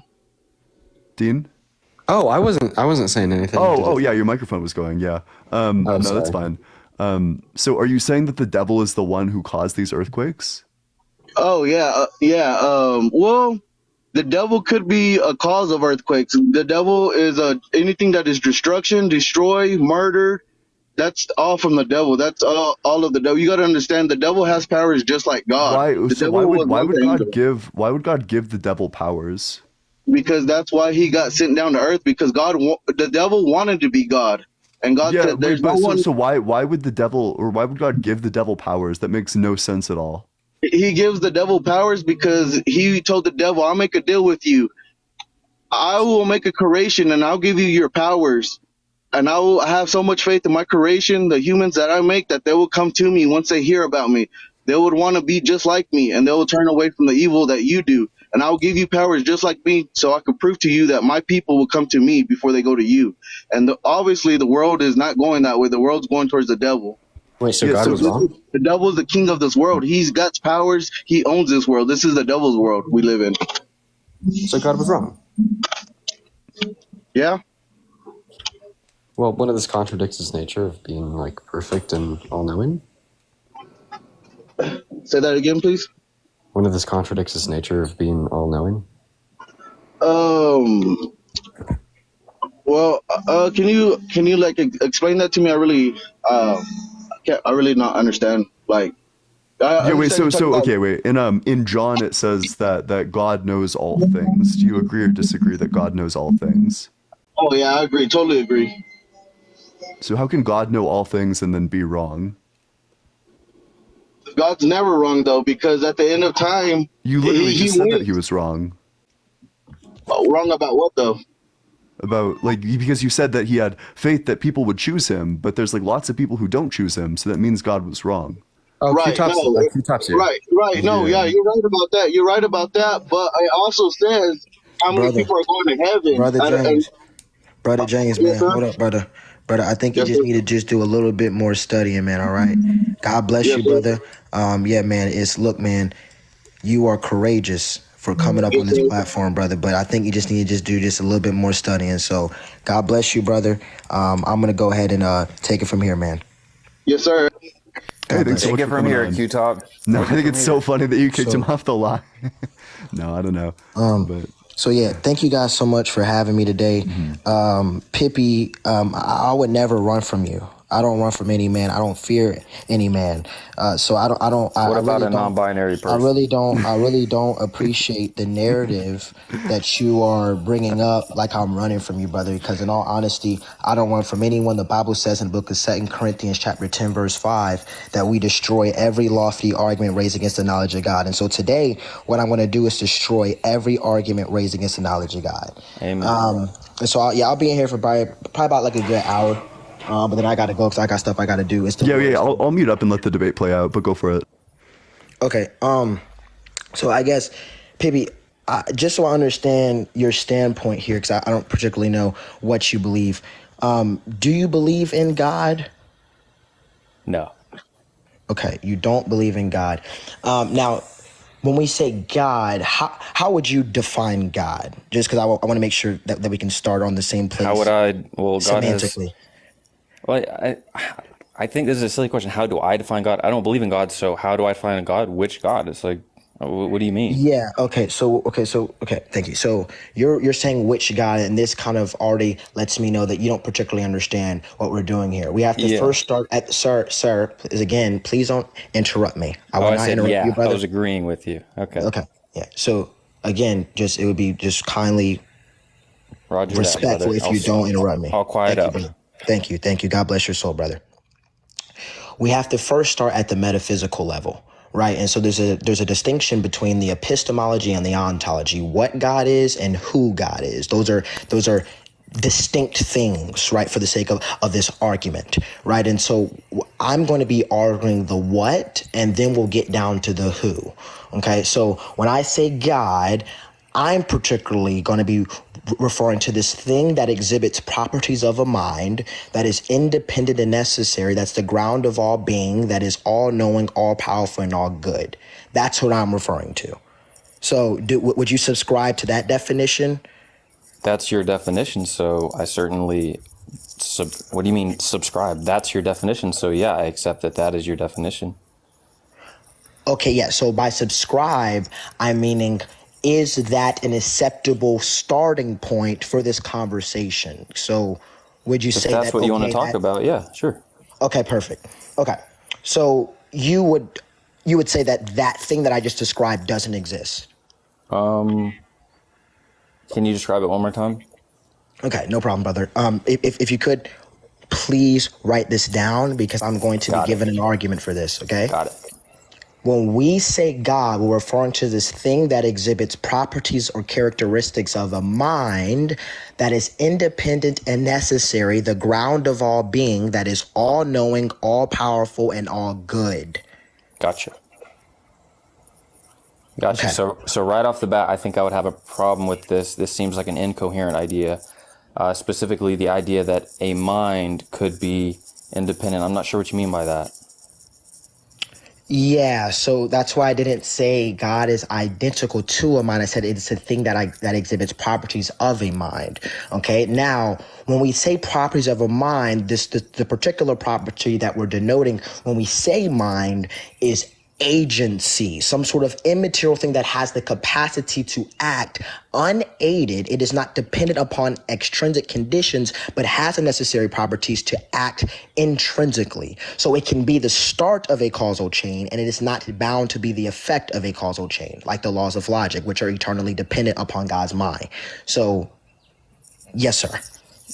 Yeah, sure. I understand that that is your conception. So yeah, I guess it's up to you to prove to me that thing exists. Seems incoherent to me, but maybe you can convince me Okay, well, otherwise. you're saying incoherent. I will give an argument, but what specifically is incoherent about what I've just said? Yeah, I think when we talk about minds, we talk about agency and subjectivity, we're not referring to something that is this causa sui that you're talking about. We're not talking about anything that is like the thing you're describing. So it seems strange to call it the thing you're calling it, but maybe you're just using language in a different way here. So I'll have to hear your argument as to what you Yes, really mean sir. by that. I'm not using language in a different way. All minds have agency. Would you agree? This is That all basic minds philosophy. have agency? Yes. Well, okay. I just want to really quick. This is like a great point. This is a great point to point out. Like when you're saying this is basic philosophy, and you're asserting this idea that all minds have agency. Throughout the philosophical tradition, there's different ways of defining the mind. So what do you mean it's basic philosophy to say all minds have agency? Sir, do you can't just agree or assert things and then act like that is like now philosophical you're getting into a canon. semantical discussion. I want you to go on Stanford We are literally philosophy. arguing about semantics here. No, we're not. Philosophy is not semantics. Philosophy has very strict definitions. What do Because you- you want to, Okay. Pippi, I'm not going to play this stupid game with you, okay? Wait, did you not You're just being interrupt me, Q-Top? refuted. I want you to go under Stanford philosophy and look up the definition of mind. If you would like, I can show it on my screen right now, just to debunk your folly, right? I'm not going to play this folly game with you. Q-Top, how do you think language All works? minds have agency. This is a semantical game you're trying to play with me. Can I So ask let me you show whose view of language do you subscribe to? Like, how do you think language works? Like, is it now he's Wittgenstein? getting- Is it Dude, Kripke? Is it Hare? And Who thank is you it? so much Can for you having name me an up. analytical philosopher? Pippi, I take this as a concession. Are you really gonna wait? So okay, wait. Maybe I can bridge the gap. Maybe I can bridge the gap between the two of you. I will not get into a bro, Pippi, I'm gonna be honest, brother. You are an unintellectual coward. The fact that you went to semantics after getting refuted, brother. I gave you the conditions of let's God. calm down. Let's take a You deep breath. haven't even refuted anything I've said. Gray let's line. calm Thank down. you so much for that money gun. God bless Wait, you, can brother. we- Jesus Christ is Lord. Hold on. Dude, this is disgusting, bro. Maybe This is I can pitiful. try to rebuke you in explain. Jesus' mighty name. I rebuke you. Maybe okay. So what Pippi is just saying is simply that words like what you mean is going to be dependent on how you define a particular thing. That you can say, like when you say the word mind, that can be defined as whatever you want it to be, but you just need to be like very clear about what you're actually defining it as. That's all Pippi wants, is just you to define things like very clearly. Also, I just wanted to put it out there, under the Christian worldview, not all minds have agency, because the mind is typically depicted as like the immaterial soul. And of course, the Christian would say that this immaterial soul would conjoin with the body at conception, or maybe some later point, and we would denote like no agency to exist there. So, fun fact. Yeah. So, Dean, thank you so much for your just total like unaided folly right there, man. Okay, so the way that we define a mind is a thing. Who is we? That 1 second, when you say who is we, Pippi. Okay, again, thank you for interrupting me. So now you're a hypocrite because you just said I interrupted you and now you just interrupted me. This is going to be denoting the philosophical literature at the time. What we have to understand, I want you guys to right now look up Stanford philosophy. Right, we're gonna look at this, okay, and we're gonna look. As a matter of fact, you can even go to cognitive science, Plato.stanford.edu, right? And so we see here what a mind actually is, right? This is under cognitive science. It's cognitive theorists have proposed that the mind contains such mental representations as logical propositions, rules, concepts, images, and analogies, and that it uses mental procedures such as deduction, search, matching, rotating, and retrieval. These things are acts of agencies. Wait, I'm sorry. Wait, what article is this specifically? If you go under, let me pull it up right Yeah, here. because I looked up mind and there's no article just titled mind. Yeah, it's cognitive science. Oh, okay. It's under Wait, Q-Top, Plato.stanford.edu. very important. Did you just say the word theory? Because yesterday during your live, You said you don't accept theories because you can't prove theories and you want Sir, facts. oh my gosh, oh my dude, you don't understand. Oh wait, context, dude. did I just? No, Did I Pippy, can you just? bro, Oh, you're trying to. Are you trying to score points here, man? Like, what does what are that you trying even to do? mean? I don't even know what that means. Dude, like, bro, I'm gonna be honest. Like, I Be actually honest with came me, up here brother. because, like, I thought Pippi was like someone that was worth debating. I'm gonna be honest. You Mm-hmm. guys can like come up with like the whole like run scandal. And do you want to have a debate, brother? Like, I'm gonna be honest. Like, I rather debate. And I'm gonna be honest. Like, as someone who like actually wants to have an intellectual discourse, I rather He's debate. fucking Ian. shitting on like, you right like now. Pippi. I rather debate Ian. Literally. Would you want to maybe? Would it convince you maybe to? Would it convince you if maybe you could respond to one of my points and then I could respond back and we could kind of. Ian, did you want to debate? Well, wait. So I think I'm not sure what the problem with debating Pippi is. Like Pippi just. Oh wait, I'm sorry. I don't know who the fuck this is. I was trying to bring up Blitz. He's not worth my time anymore. Because Q-Top knows I actually know Pippi is just a single thing about analytic philosophy. Yeah, And you Pippi's can't just a big throw around believer in analytic buzzwords. philosophy. That What do you know definitions about are analytic important. philosophy, Pippi? I don't know. Pippi is Why don't willing we to- look at last semester when I wrote 5 research papers on analytic philosophy? Yeah, Pippi, that doesn't mean you know anything. That just doesn't means mean you I know write anything, papers. and they all got Pippi, A's. you're That an doesn't mean I atheist. know anything. Pippi, Roger that, brother. Pippi, you're a fool, brother. Oh, damn, I don't my care how professor. many papers you've written. Pippi, listen to me, and I say this with all respect. doesn't I mean I would know piss on your papers, brother. Oh, don't They're piss on them. satanic. No, I don't no. give a rat's ass about your papers. no. I piss on them, just like I piss on Dr. Blitz's PhD, where he learns about theories that denote that denote folly. And Not the satanic folly, agendas. no, I don't care about your fake PhDs. I Wait, care Blitz, about you're on God, mute. and I care about the gospel, and I care about the Lord Jesus Christ. That's who I care about. The God that sustains my very being, the independent and necessary transcendental being. That's what I care about. I don't care about your folly. I don't care about your agenda. I care about the Lord Jesus Christ. And the Bible says that every tongue shall confess and every Bro, knee just will preaching. bow Amen. that Jesus Christ Amen. is Lord. Yeah, he There will. is no Trolling. Jesus You are Christ. trolling, Q-Top. You're know. trolling. Jesus will 100% The bow. Lord came today, and I have You're gathered, trolling because you and I don't want to have actually seen- talk about anything. I have Hey, seen Q-Top. the words of the Lord. I Hey, have Q-Top, read you the used to have a words of the Lord. tattoo of the I have devil seen. before you became a The Christian. Bible said those who have seen and those who have heard can taste of the heavenly gift. Yeah, we can hear you. He's just talking over you like he always does. By faith in the Lord. Hey, Q-Top, did Dean. you used to have a satanic tattoo? Hail Stan. Dean, wow, great question, brother Dean. I love this guy. Guys, give a round of applause for Dean in the chat. Everybody, I want to see W Dean in the chat right now. I'm going to answer that question. That's a great question, Dean. I want to see W Deans in the chat. Everybody flood the chat, W Deans. Look. Did you screen record my friend Truly while she was brushing her teeth because you were No. attracted to her breasts? Oh, then how What come I have a the screenshot fuck? of you admitting to it? Yeah, so Dean, this is called false allegations, and this is really sad, brother. Look, can I ask you a question? We've all seen the Did you screenshots. have spicy time with Parker when you guys met up in Los Angeles? Nope, but see, I have receipts for my claims. Do you have receipts for yours? You hadn't. Wait 1 second. I got the receipts. Pull them up. Oh, I got the pull them up. All right, everybody, look. Well, Dean, did you kill y'all want Archduke me- Franz Ferdinand? Wait, why do you have proof of him doing that? Hey, look. Why Hey, would you look. have proof of that? Hey, What look. does it If look y'all like? want me to leak certain special video footage, Do it. Q-Top, did you stop beating your girlfriend yet? everybody.